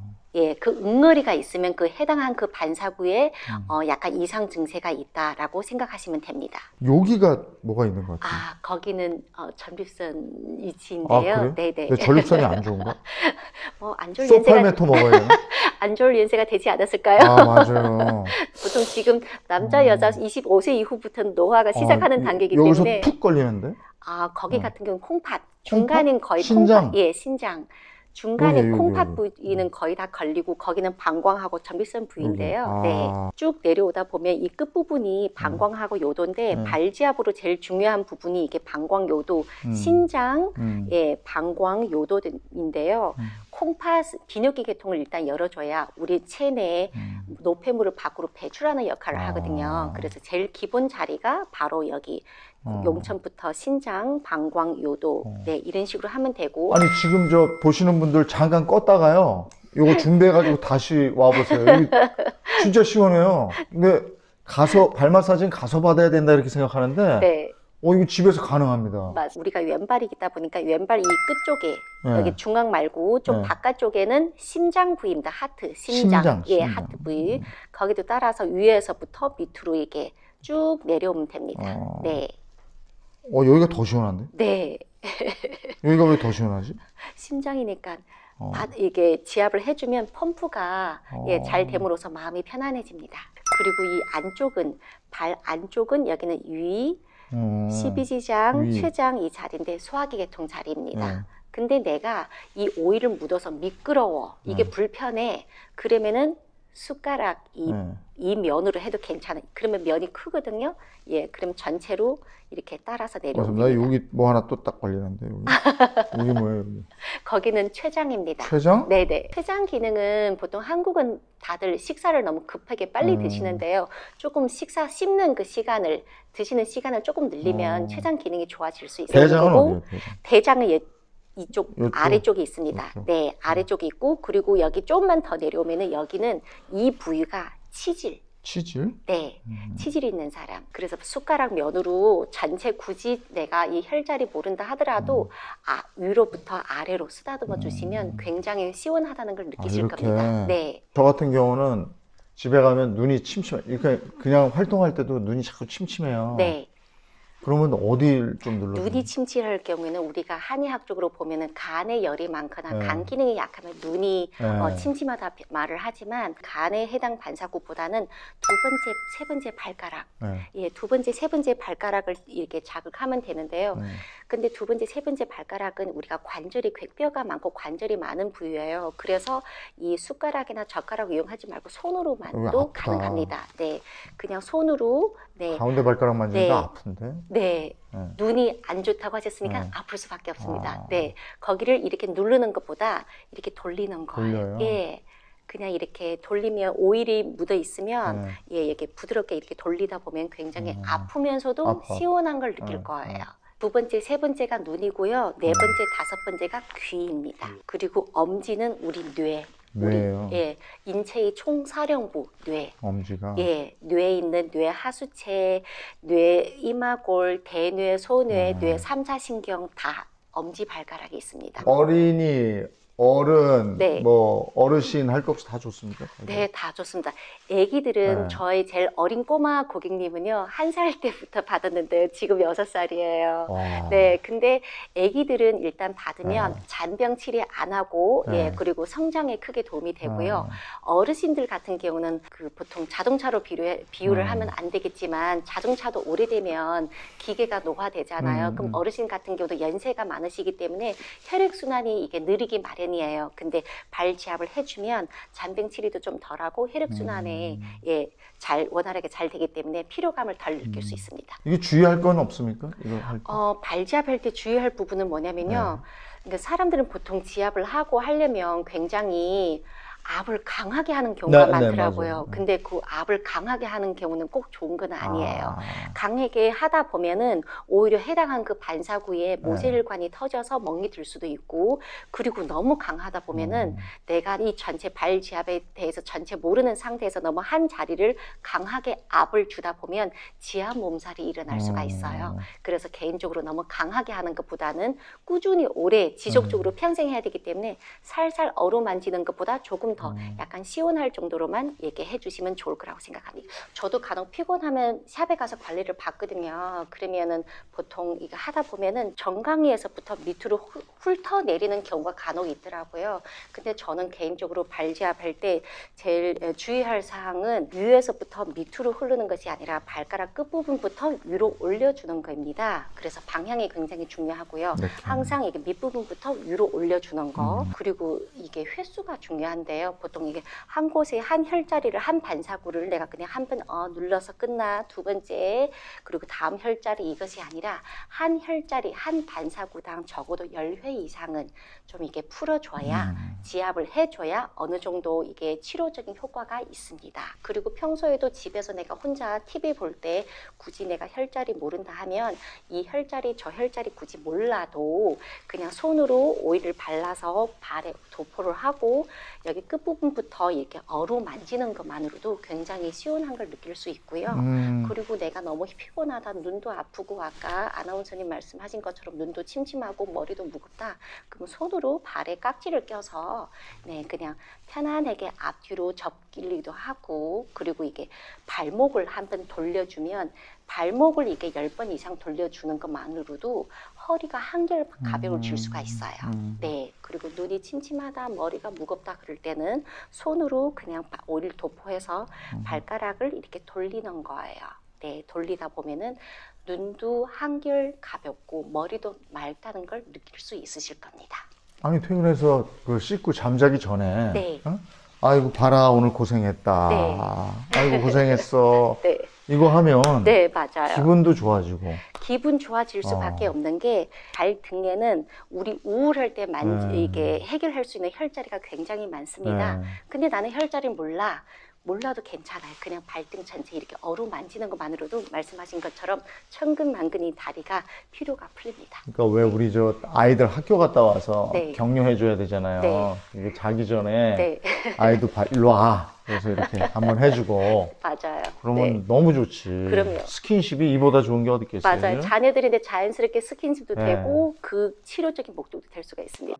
뇌를 지켜주는 지압점 어디가 있을까요? 예, 뇌를 지켜주는 지압점이 있죠. 지금 특히 말씀하신 수험생도 많고 그리고 이게 환절기다 보니까 이게 추워지면 연세 많으신 분들 뇌졸중 환자도 은근히 생각보다 많더라고요. 예, 그래서 거기 뇌졸중에도 그렇고 뇌를 맑게 해주는 혈자리를 제가 몇 개 포인트를 찍어 드리겠습니다. 일단 발로 보면 아까 여기라고 그랬죠. 네, 기억하시네요. 와, 엄지 발가락이 우리 뇌 신경이기 때문에 꼭 필요하고요. 심장, 여기는 바로 혈압점입니다. 네. 혈압. 네, 혈압점. 네, 이 세 가지만 잘한다 하더라도 예, 우리가 뇌졸중 예방해도 되고 뇌 같은 경우는 우리 엄지 같은 경우는 어차피 우리에게 대뇌 이마골부터 소뇌, 대뇌 그리고 여기 전체 뇌 하수체, 자율신경까지 다 엄지 발가락에 있기 때문에 네. 그리고 엄지는 우리 인체의 총사령부거든요. 뭐 뇌에서 모든 걸 인지를 하기 때문에 그리고 여기 심장 같은 경우도 이게 펌프력이 있다 따라가야 되고 또 하나는 혈압. 보통 이게 뇌졸중 환자들 보니까 거의 혈압이 거의 고혈압이 있으신 분들 꽤 많으시더라고요. 그래서 혈압점이 어느 정도 안정이 되면은 급하게 뇌출혈이나 예방할 수 있는 상태입니다. 이 지점을 계속 누르면 몸에 어떤 변화가 생겨요? 일단 엄지 발가락을 이렇게 계속 자극을 해주면 뇌가 맑아지고 그리고 혈압점을 꾸준히 이게 지압을 해주다 보면요 마음이 편안해집니다. 예, 진정이 되는 느낌? 사춘기 아이들 네. 피가 뜨겁잖아요. 네. 걔네들 여기 좀 만져서 진정 좀 시켜줘야 되겠네. 사춘기 아이들은 또 틀린 게요. 어른하고 또 틀린 게 엄지 발가락 이게 진정해 주는 것도 중요하지만 예. 간이 필요합니다. 애들은 한창 왕성하고 클 때이기 때문에 그 열을 적당히 좀 눌러줘야 되기 때문에 그래요. 예, 오른쪽 발, 간 같은 경우는 이게 심장은 왼쪽 발에 있고요. 간 같은 경우는 오른쪽 발에 있습니다. 오른쪽 발에. 네. 요즘에 이제 몸이 붓는다. 네. 뭐 아침에 일어나면 얼굴이 붓는다. 네. 이렇게 부종 있는 분들, 특히 그 여성분들 많던데 네. 갱년기 여성분들 네, 네. 어디를 눌러줘야 되나요? 일단 붓는 거는 여러 가지 이유가 있지만 그 이유를 불문하고 일단 독소 배출이 돼야 돼요. 배출이 되려면 일단 신장 제일 기본적으로 신장 콩팥 우리에게 용천부터 네. 신장 그리고 여기는 방광 좀 더 옆으로 이게 보이지는 않지만 좀 더 옆으로 요도까지 네. 이 몇 개 기본 비뇨기 계통 이 혈자리인데요. 일단 독소가 배출이 돼야 몸에 부종이 되지는 않는데요. 예. 그리고 일단 독소 배출을 위해서는 비뇨기 계통 혈자리 4개 해놨습니다. 또 요즘 다이어트에 신경 쓰는 분들 많으시잖아요. 네, 다이어트 신경 쓰는 분 많지만 이것도 다이어트 혈점이 되겠네. 이거는 비뇨기 계통은 발 빼니까. 지압의 기본 혈점이기도 하고 다이어트해도 되고 다이어트를 하고 싶다 하면 더 추가적으로 다이어트 하려면 일단 내 식욕 억제가 돼야 되잖아요. 그리고 배출도 돼야 되고 그러면 이렇게 소화기 계통 네, 여기 보면 위 네, 췌장 옆에 십이지장까지 그리고 또 하나 갑상선 네, 갑상선 부위입니다. 네, 일단 다이어트 되려면 독소 제거도 잘 돼야 되고 오장육부 소화가 잘 돼서 소화가 잘 됨으로써 이것도 배출이 잘 돼야 되고 또 갑상선을 왜 넣냐면 이게 호르몬 밸런스가 깨지면 저도 모르게 계속 이게 먹을 때가 있어요. 예, 근데 그 다이어트에 제일 안 좋을 수 있죠. 네, 이렇게 그 발 지압을 할 때는 네. 자주 해야 돼요? 어느 정도나 하면 돼요? 적어도 주 3회 정도 해야만이 어느 정도 효과를 볼 수 있는데요. 그냥 단순한 피로회복 위주로 하면은 그냥 일주일에 한 번 정도도 괜찮지만 내가 이 다이어트 해야 되겠다, 부종을 없애야 되겠다라는 목적을 갖고 있으면 적어도 주 3회 정도는 해야 됩니다. 그럼 세 번째, 갱년기 증상. 네. 근데 갱년기 같은 경우는 사람에 따라 다 틀리는데 안면 홍조로 우는 사람이 있고 성격이 좀 기복이 좀 심한 거죠. 예. 그리고 또 이렇게 땀이 많이 나는 사람이 있어. 겨드랑이 땀 났다가 또 땀 나다가 좀 있으면 또 춥고. 이거 뭐 더웠다 추웠다 한다고. 네, 맞아요. 근데 거기에 관한 혈자리를 제가 해드릴 건데 그건 주로 발등에 있거든요. 태충혈이라고도 하고 여기 흉부 림프예요. 흉부 림프이고 이 양쪽은 여기는 서해부 복부 림프. 네, 혈압점 여기 옆에까지 여기도 흉부거든요. 예, 여기를 전체 왜 풀어줘야 되냐면 화가 나면은 짜증이 나잖아요. 네. 근데 짜증이 나면은 그 열을 식힐 수 있는 거는 림프를 일단 모든 림프절을 열어놔야 돼요. 우리 림프에 독소가 많이 쌓이는데 가슴 여기 태충혈 이 흉부 림프만 제대로 풀어준다 하더라도 짜증이 많이 완화가 돼요. 예, 그래 집에 가셔서 부인 또 짜증낸다. 네. 그러면은 혈자리 몰라도 되니까 손으로 오일 도포해서 이 발가락 사이사이 있죠? 발가락 사이사이로 통해서 이렇게 밑으로 쓰다듬어 주시면 됩니다. 이렇게. 예, 방향은 항상 위로. 위에서 밑으로가 아니고 발가락에서 위쪽으로, 상체 쪽으로. 그럼 이게 네. 여성 갱년기에만 필요한 게 아니고 남자분들도 그 네. 나이 또래 되면은 네. 해주면 좋겠네요. 왜냐면 네. 지금 갱년기는 꼭 여성만 오는 것이 아니고 맞아요. 남성도 많이 오고 있거든요. 음. 그래서 그냥 부부가 집에서 TV 보면서 아웅다웅 싸우지 말고 그냥 서로 발을 이렇게 쓰다듬어 주면서 네. 대화를 하다 보면 갱년기도 이게 슬기롭게 지나갈 수 있습니다. 오늘 귀한 걸음 해주셨으니까 네. 여기는 꼭 좀 해주세요 하는 데 있으면 덧붙여 주시면 뭐. 아, 네. 지금 그 환절기이기도 하거니와 갱년기 여성분들이 굉장히 네. 많아요. 근데 여자뿐만 아니라 네. 남성한테도 좋은 혈자리가 있습니다. 음. 거기에 바로 삼음교란 혈자리인데요. 여기가 삼음교 혈인데요. 네. 우리가 복숭아뼈 이게 사지 지나서 있는 이 지점인데 네.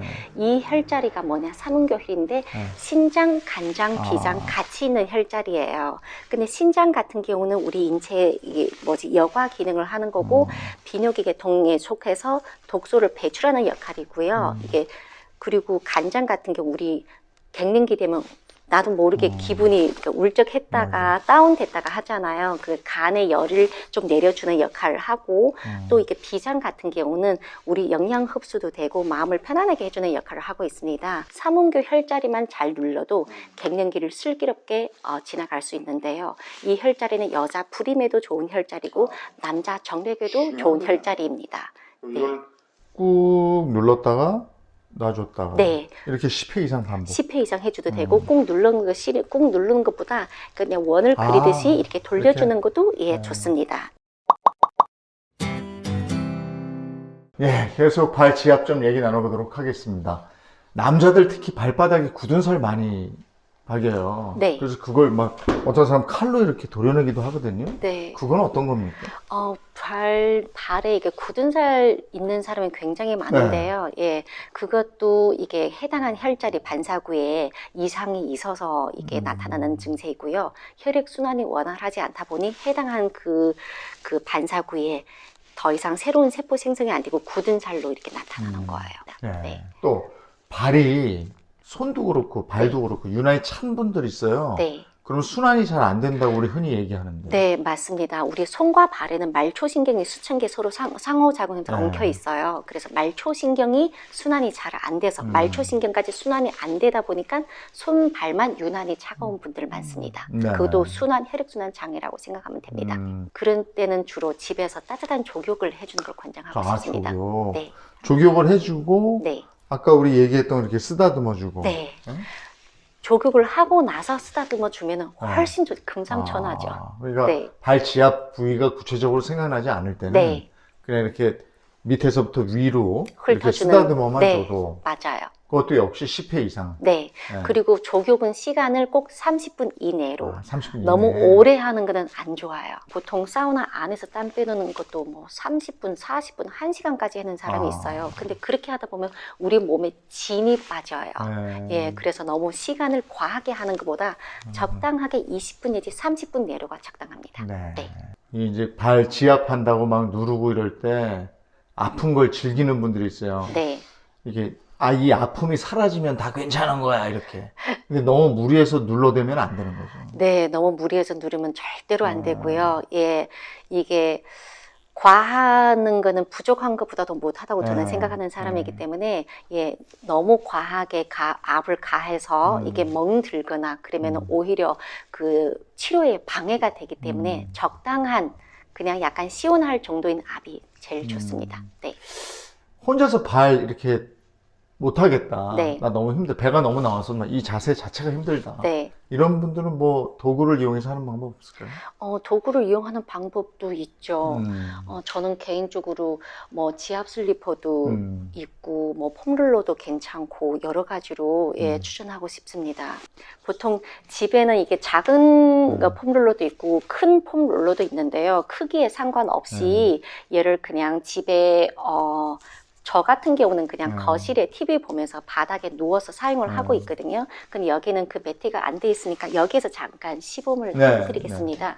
집에서는 그냥 거실에 누워서 편안하게 하면 되는데요.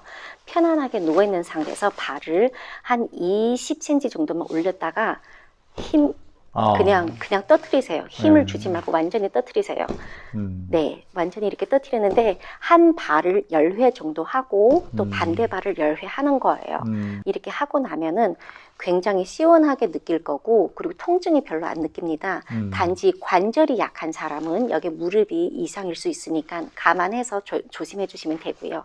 우리 인체에 우리가 커피를 마시면 커피에 찌꺼기가 이게 밑에 깔려 있잖아요. 근데 우리 인체의 혈관 속에 혈류 찌꺼기도 70-80%가 무릎 아래로 쌓여 있습니다. 그래서 폼롤러로 이게 발목 펌프를 하면 우리 무릎 아래 쌓여 있는 혈류 찌꺼기를 거기에 머물러 있지 않고 우리 몸에 순환해서 체내에서 체외로 배출하는 방식이기 때문에 네, 펌프를 많이 이용해서 발목 펌프하는 걸 권장하고 있습니다. 간편하게 내 몸을 순환해 줄 수 있는 거네요. 맞습니다. 하지만 또 이게 지금은 아파트에 거주하시는 분들이 워낙 많아서 예로 이게 하다 보면은 층간소음 때문에 또 불편하신 분들 꽤 계실 거예요. 그래도 이게 좀 예민한 사람은 예, 층간소음 때문에 좀 불편할 수 있는데요. 제가 다른 기구를 또 하나 가져왔는데 그냥 이게 아무데나 이렇게 뼈 자리만 피해 주시고 예, 종아리를 이렇게 두드려주면 되고요. 예, 종아리뿐만 아니라 발바닥도. 발바닥 이렇게 하면 네, 시원하겠다. 이렇게 하면 돼요. 단지 발등은 뼈 때문에 조심스럽고 이렇게 하면 되는데 단지 주의할 점 너무 세게 하면 안 됩니다. 네, 너무 세게 하면 안 되기 때문에 그냥 살살 시원할 정도지 너무 세게 하면은 여기에 있는 이렇게 모세혈관이 또 터져서 오히려 이렇게 부작용이 있을 수 있어요. 그냥 시원할 정도로 이렇게 해주시면 됩니다. 네. 그리고 우리가 전 시간에도 얘기했지만 요즘에 맨발로 걷는 분들 많거든요. 네. 맨발 자극은 어떻게 생각하세요? 굉장히 좋은 거죠. 맨발 걷기는 진짜 강력 추천하는 예, 건강요법인데요. 단지 조심할 점은 뭐냐면 지금처럼 날씨가 많이 추울 때는 예, 조금 조심해 주시는 게 좋겠고요. 왜냐면 발에 그러니까 예민한 사람 특히 이게 심뇌혈관 질환이나 당뇨 있으신 분들은 그냥 너무 추운 날씨에 맨발로 걸으면 오히려 한기가 이게 오히려 더 위험할 수도 있고 그리고 저 같은 경우는 맨발로 이른 날씨에 걸으면 발에 한기가 돋아서 맞아요. 너무 추위를 많이 타게 되고 오히려 이게 감기 몸살이 오더라고요. 그래서 예를 들어서 굳이 그래도 내가 걷겠다 그러면 수면 양말 신고 걷는 걸 권장하고 그리고 1년 4개월 걷는 분들인데도 꼭 권장해드리고 싶은 거는 파상풍 주사를 꼭 맞고 걸으셨으면 좋겠다 이겁니다. 네. 발을 지압해 주는 것, 발을 눌러 주는 것 이거 말고도 우리가 생활 속에서 이런 습관을 꼭 기르시면 건강에 도움이 됩니다 하는 게 있으면 뭐가 있어요? 음식을 먹는 것까지는 좋은데 지금 사람들은 보통 음식을 먹고 꼭 끝나고 탄산음료나 커피나 뭐 음료수를 많이 드시는 편이더라고요. 근데 저는 개인적으로 그 음료수도 좋긴 하지만 물을 많이 드시라고 권장하고 싶어요. 예, 특히 따뜻한 물, 예, 물을 많이 이렇게 드시라 하는 이유가 있는데요. 우리 모든 음식에 다 그 간이 있어요. 달고 짜고 맵고 쓰고 그 간을 내기 위해서 조미료를 그 맛있는 맛을 내기 위해서 조미료를 너무 많이 들어가는데 근데 그 맛있는 걸 먹고 너무 건강하고 너무 좋은데 그 맛있는 걸 많이 먹음으로써 우리 혈관의 혈액이 많이 탁해집니다. 예, 근데 따뜻한 물을 섭취해 주시면 우리가 먹는 그 조미료 있는 간을 좀 희석해 주는 역할을 해요. 예, 그렇기 때문에 저는 따뜻한 물을 많이 드시는 걸 권장하고 싶어요. 우리가 일과가 끝난 다음에 집에 갔을 때 아이고 오늘도 고생했다 온몸을 막 이럴 순 없잖아요. 발을 이렇게만 해도 네. 예, 아까 직접 해보니까 진짜 마음이 편안해지던데 내 발만 하지 말고 가족들의 발도 같이 가족이 금상첨화죠. 건강해야 나도 건강한 거예요. 맞습니다. 네. 오늘 함께 해주셔서 고맙습니다. 네, 감사합니다. 네.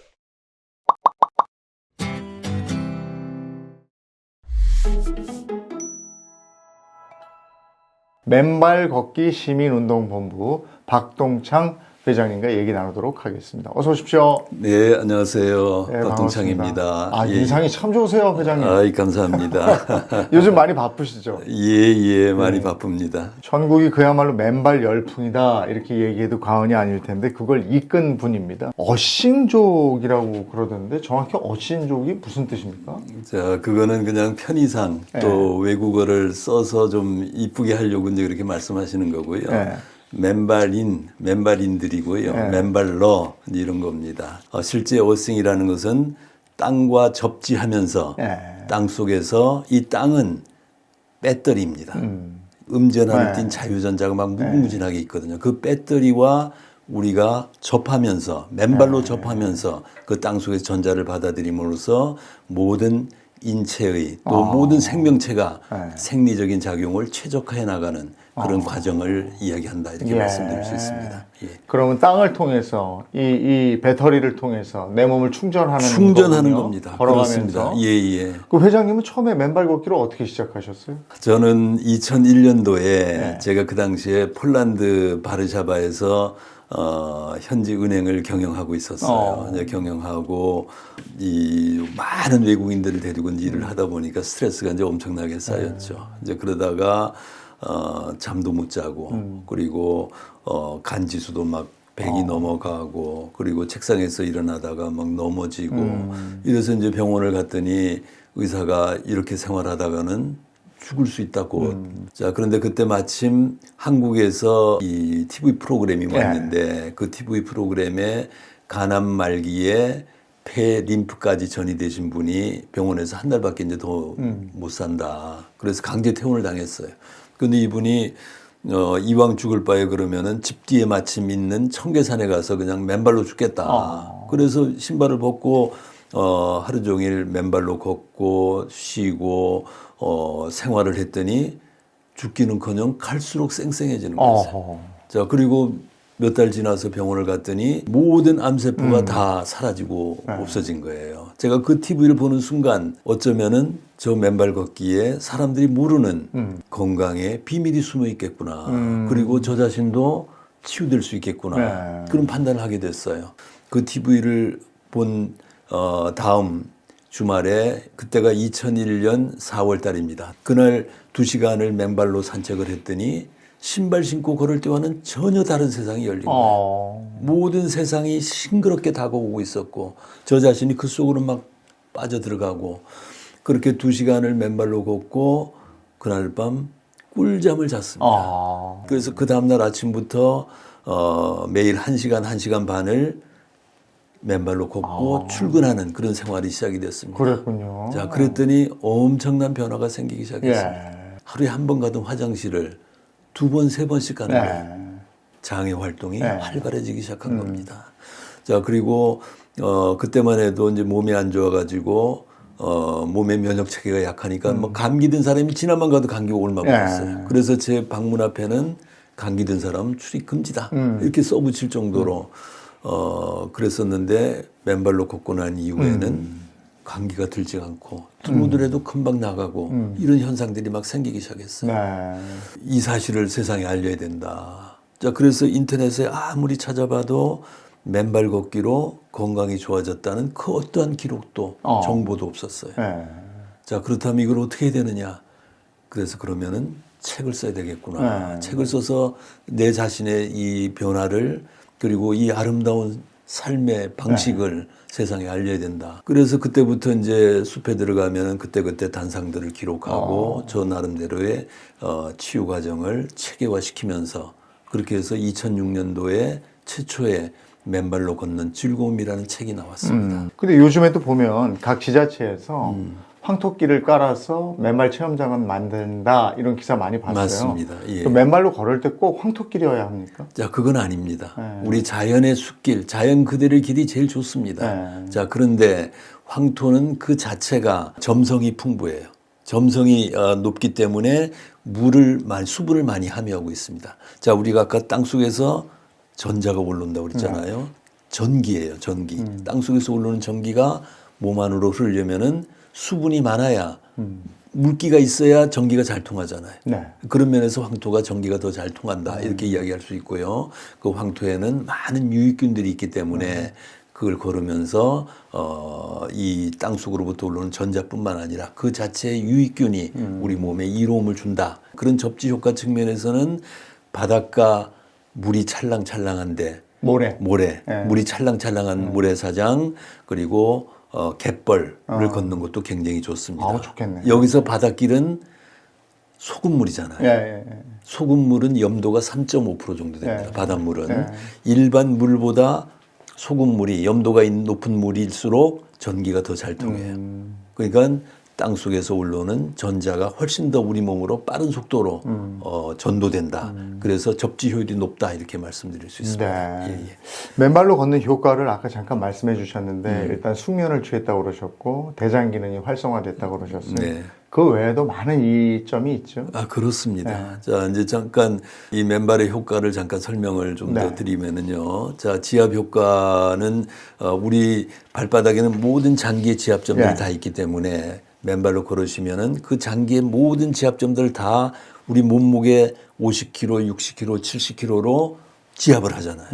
내 몸무게로. 그러니까 천연의 완벽한 지압입니다. 그 지압을 통해서 얼마 전에는 자갈만 걸었다는 분이 집안에 자갈을 깔아놓고 매일 1시간 이상을 걸었더니 10년간 갑상선 기능 저하증 약을 처방받아서 먹었었는데 3개월 맨발로 걷고 병원에 갔더니 약을 처방 안 해도 되겠습니다. 의사 선생님께서 그렇게 이야기하셨대요. 네. 그다음에 접지 효과는 이거는 방대합니다. 자, 우리 땅은 제가 생명의 자유전자가 있다고 말씀드리지 않았어요. 그럼 이 전자는 어디서 왔느냐? 태양에서 태양풍을 타고 전자가 옵니다. 전자가 지구의 전리층까지 도달해가지고 지구 이 전리층에서 1초에 44회를 치는 평균 44회를 치는 번개를 통해서 1000회에 달하는 뇌우를 통해서 땅속으로 내려오는 거예요. 그 전자가 그 번개와 뇌우를 통해서 땅속으로 내려와서 대전되는 겁니다. 그래서 땅은 배터리입니다. 우리 몸에 어떤 영향을 미치느냐. 이것이 바로 2010년도에 미국의 클린트 오버라는 전기 기술자와 스티븐 시나트라 박사라는 심장의학자 그리고 가에탕 슈발리아라는 그 공학 물리학자 이런 분들이 이제 정리한 건데요. 자, 첫 번째는 항산화 효과예요.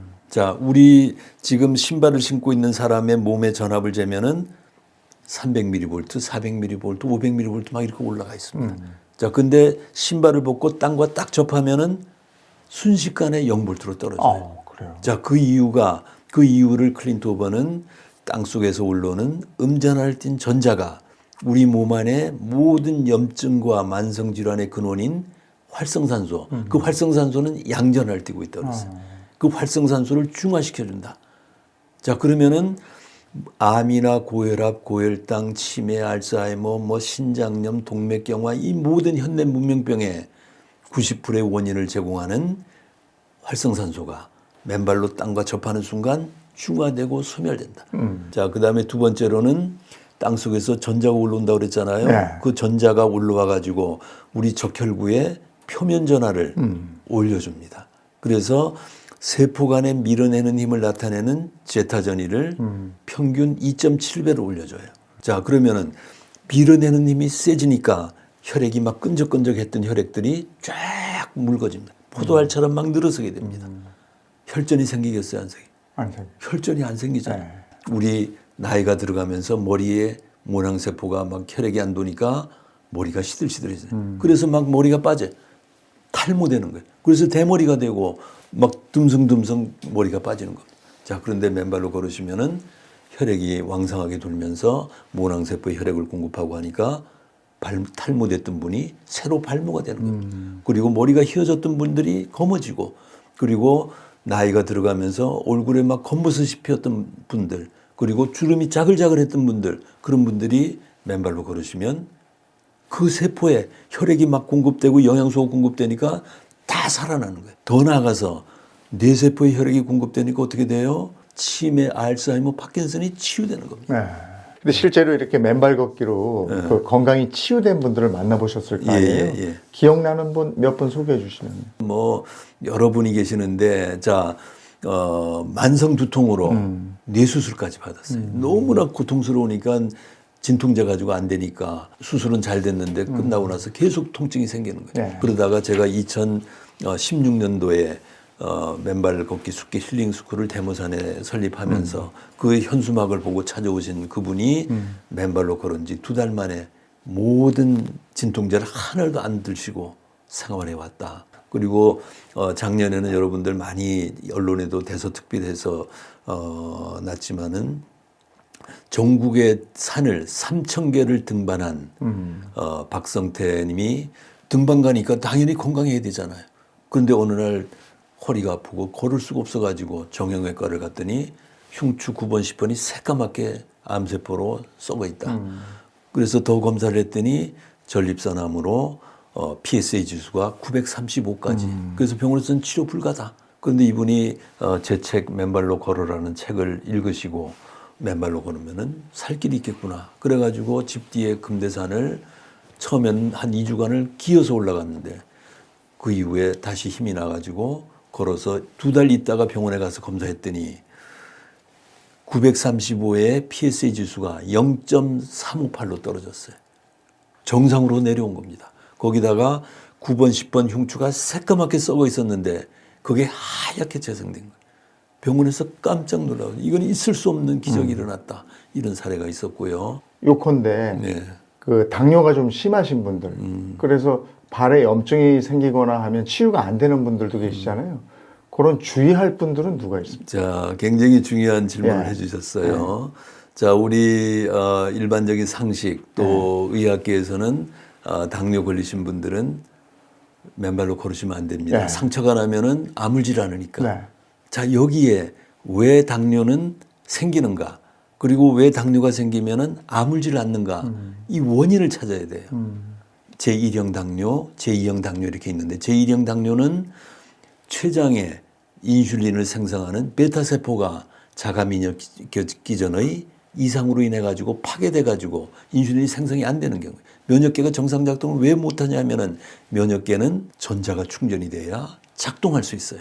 근데 우리는 항상 그게 고갈된 상태에 살고 있기 때문에 그게 파괴된 거예요. 그 다음에 두 번째로는 인슐린은 생성이 되는데 왜 혈당량이 안 내려가느냐. 인슐린이 생성이 돼가지고 그 인슐린이 포도당을 미토콘드리아 발전소 안으로 밀어넣어야 그 미토콘드리아 안에서 산소가 타가지고 혈당이 내려가는 거예요. 당뇨 계시는 분들은 인슐린 저항성이 높아서 포도당이 내려가지 않습니다. 인슐린 저항성이 높다는 것은 미토콘드리아 발전소의 문을 열어 젖혀야 되는데 문을 열어 젖히려면 전자가 있어야 돼요. 근데 전자가 고갈되어 있으니까 열지를 못해. 그래서 포도당이 그 안으로 들어가지 못하니까 타지를 못하니까 혈당량이 올라가는 거예요. 자, 그런데 맨발로 걸으면은 전자가 막 충전이 되니까 인슐린이 막 힘이 생겨가지고 포도당을 미토콘드리아를 막 밀어넣는 거예요. 저항성이 내려가고 따라서 혈당량이 내려가는 겁니다. 당뇨가 치유되면서 상처도 빠른 시간 내에 아물다 이렇게 말씀드릴 수 있습니다. 자, 지금 맨발 걷기 운동본부 박동창 회장님하고 얘기를 나누고 있는데요. 이어서 맨발 걷기를 그렇다면 어떻게 하면 좋을 것인가 실전편 이어가도록 하겠습니다. 맨발 걷기를 시작하려면 어떻게 하는 것인지 도대체 얼마나 걸어야 되는지 그런 실전적인 궁금증을 풀어보도록 하겠습니다. 그 처음에 이제 맨발 걷기 얘기를 하면 많은 분들이 가가지고 파상풍 주사부터 맞으라고 하던데 라고 얘기해요. 네네네. 그건 좀 안전을 위해서 그건 해야 그렇습니다. 되는 건가요? 예. 자, 그 말씀하셨으니까 맨발로 걸으실 때 주의해야 될 사항이 가능하면은 이제 맨손 체조를 해서 몸을 좀 유연하게 해주시는 게 좋고요. 그리고 가능하면 눈앞을 주시해서 혹시 위험물이 있으면 피하시는 게 좋고, 그 다음에 길 밖으로, 길 풀숲으로는 들어가시지 않는 게 좋고요.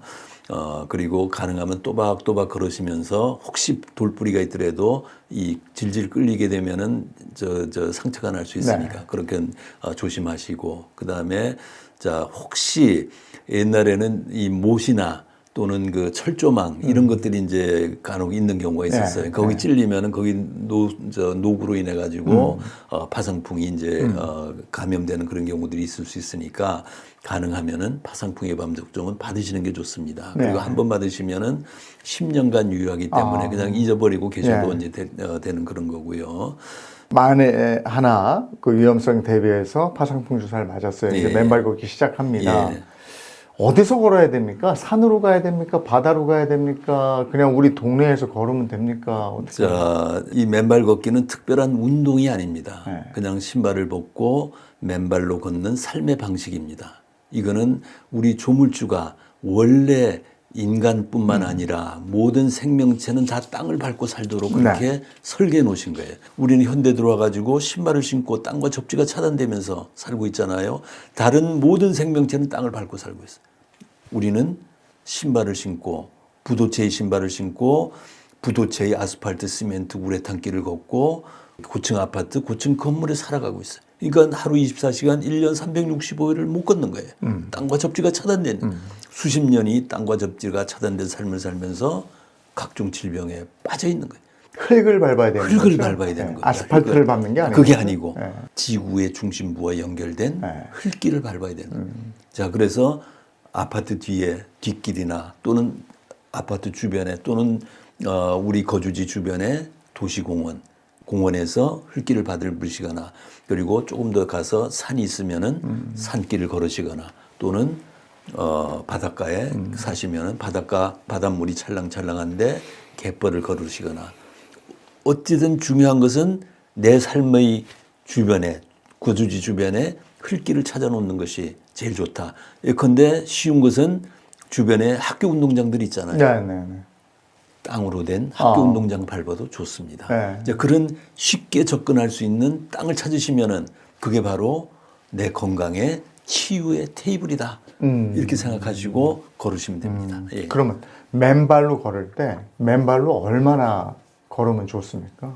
맨발로 하루 3회 맨발 하시는 것이 제일 좋다. 하루 3회. 하루 3회. 예. 그러니까 아침, 점심, 저녁. 이 바쁜 세상에 어떻게 그렇게 네. 하냐. 이렇게들 이야기하세요. 네. 자, 그러나 아침에 출근하기 전에 또는 학교 가기 전에 30분이라도 땅을 밟으시면은 밤새 쌓였던 모든 독소와 모든 혈액이 끈적끈적했던 상황들이 다 치유되고 아주 활기찬 삶을 시작할 수 있습니다. 자, 그리고 점심시간에 1시간 정도 시간 빨리 식사를 하시고 학교 주변, 사무실 주변, 내 삶의 주변에 흙길을 찾아가셔가지고 30분간 또 땅을 밟으셔야 돼요.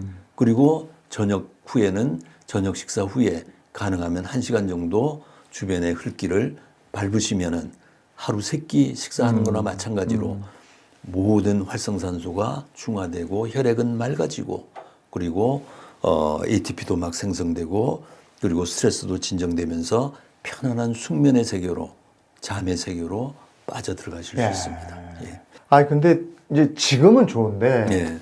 이제 하필이면 점점 추워지는 겨울을 맞게 돼요. 네. 근데 아까 주로 촉촉한 그런 땅을 흙길을 밟아요. 예, 밟아라 예, 이러셨는데 예. 그럼 얼어버린 겨울길은 어떻습니까? 자, 이제 그런 부분들이 이제 처음 하시는 분들 다 네. 걱정하실 걱정하실 겁니다. 저희 맨발걷기 국민운동본부는 지금 방학을 11월 셋째 주에 방학을 하고 그 다음 날부터 동절기 맨발걷기 100일 대장정에 들어갑니다. 그래서 그걸 선언하고 네. 여러분들 앞으로 100일 동안 열심히 맨발 걸으시고 치유 대신 가장 모범적으로 활동하신 분들에게는 포상합니다. 네, 이렇게 해서 이제 선언하면은 우리 수천 명이 있는 단톡방 그리고 수만 명이 있는 카페에 막 뜨겁습니다. 네. 겨울 내내 뜨거워요. 그러면은 내가 어떻게 오늘 맨발로 걸었다. 어떻게 추위를 내가 이겨냈다. 네. 이런 슬기로운 방법이 있다. 이런 걸 막 올립니다. 자, 그렇게 해서 나와 있는 이제까지의 그런 방법으로는 자, 우리 수면 양말 두툼하잖아요. 네. 거기에 바닥을 2개를 구멍을 뚫어요. 그 수면 양말을 신고 하면은 땅과 접지는 계속 이어지잖아요. 그러면은 영하 한 5도, 7도 정도까지는 괜찮습니다. 자, 그 이상 내려가서 영하 10도 내외 막 이렇게 되면 더 추워지니까 그때는 그 양말 신은 데다가 위에다가 발등팩이라는 게 핫팩이 있어요. 그걸 붙이고 걸으시면은 영하 10도 밑으로 갈 수 그래요? 있고요. 그래서 웬만한 겨울들은 다 할 수 있습니다. 그리고 이제 눈이 오면은 자, 눈이 오면 어떡하냐. 이때는, 슬리퍼를 신고 이제 가요. 그래서 일단 슬리퍼를 벗고 맨발로 100m, 200m, 300m 정도를 걸으시고, 그 다음에 눈이 묻은 발로 그대로 슬리퍼를 신으세요. 그리고 한 20, 30m만 걸어가시면은 눈이 발 밑에 체온으로 인해 가지고 눈이 녹아요. 물이 따뜻해져요. 네. 그 발바닥 밑이 따뜻해집니다. 묘한 쾌감이 있습니다. 아, 그래요? 자, 그렇게 해서 한 100m, 200m 정도 또 슬리퍼 신고 걸으시고, 그때는 눈이 와 있기 때문에 눈하고 다 연결돼서 전부 다 접지가 되는 거예요. 슬리퍼를 신고 있어도. 자, 그 다음에 다시 또 맨발로 걸으시고 슬리퍼 신으시고 이렇게 교대로 하시면은 1시간, 1시간 반 충분히 걸으실 수 있습니다. 그럼 지금 이제 그 각 지역마다 전국적으로는 다 알려드릴 수는 없고, 요 수도권 쪽에서 그 맨발 걷기 명소랄까요? 예. 아, 요런 데는 괜찮아요 하는 데가 있으면 한 3곳 정도만 소개해 주시면. 자, 지금 이제 지금 활동하고 있는 서울 강남의 대모사는 네, 대모사. 완전히 맨발 네. 걷기 성지 1호로 지금 돼 있고요. 그래서 전국에 많은 분들이 와서 맨발로 걸으십니다. 코스도 다양하고 그리고 굉장히 평탄한 길들이기 때문에 초심자들도 얼마든지 걸으실 수 네. 있고요. 자, 그리고 주변에 이제 성남에 최근에 이 황토길들을 많이 만드셨어요. 그래가지고 뭐 저기 중앙공원, 율동공원, 뭐 대진공원, 위례공원 이런 데도 있고요. 또 하남시에도 황토길, 그다음에 미사길 이런 맨발길들을 많이 만들어 놓으셨습니다. 그런데 가셔서 얼마든지 하셔도 되고, 그다음에 아까 우리 박성태님이 저 남양주의 금대산 거기도 많이들 가시고요. 거기도 맨발 걷기 좋은 길입니다. 인천의 청량산 그런 데는 아주 황금의 황토길입니다. 황금의 황토길이고요.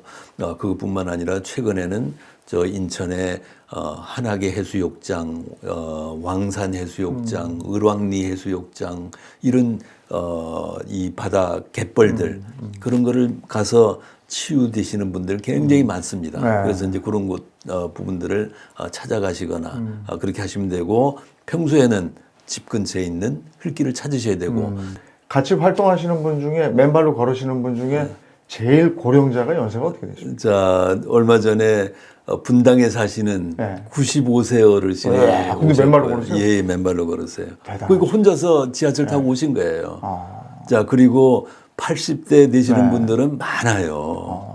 그래서 우리 80대 오신 분들 나이가 많아요. 뭐 여기는 80대는 명함도 못 내미십니다.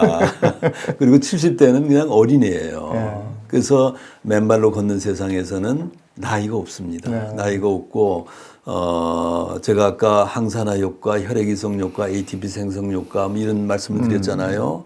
그래서 우리 맨발로 걷는 사람들은 늙지 않습니다. 늙지 않고 지금 요 모양, 요 모습 그대로 앞으로 10년, 20년, 30년 깨끗이 사시다가 그리고 깨끗하게 가시게 됩니다. 대모산에 토요일, 일요일에 와서 할 수 있는 거예요? 매주 토요일 오후 몇 분이나 모이세요? 지금은 평균 한 100명에서 200명, 150명, 200명 정도 뭐 이렇게 오시고요.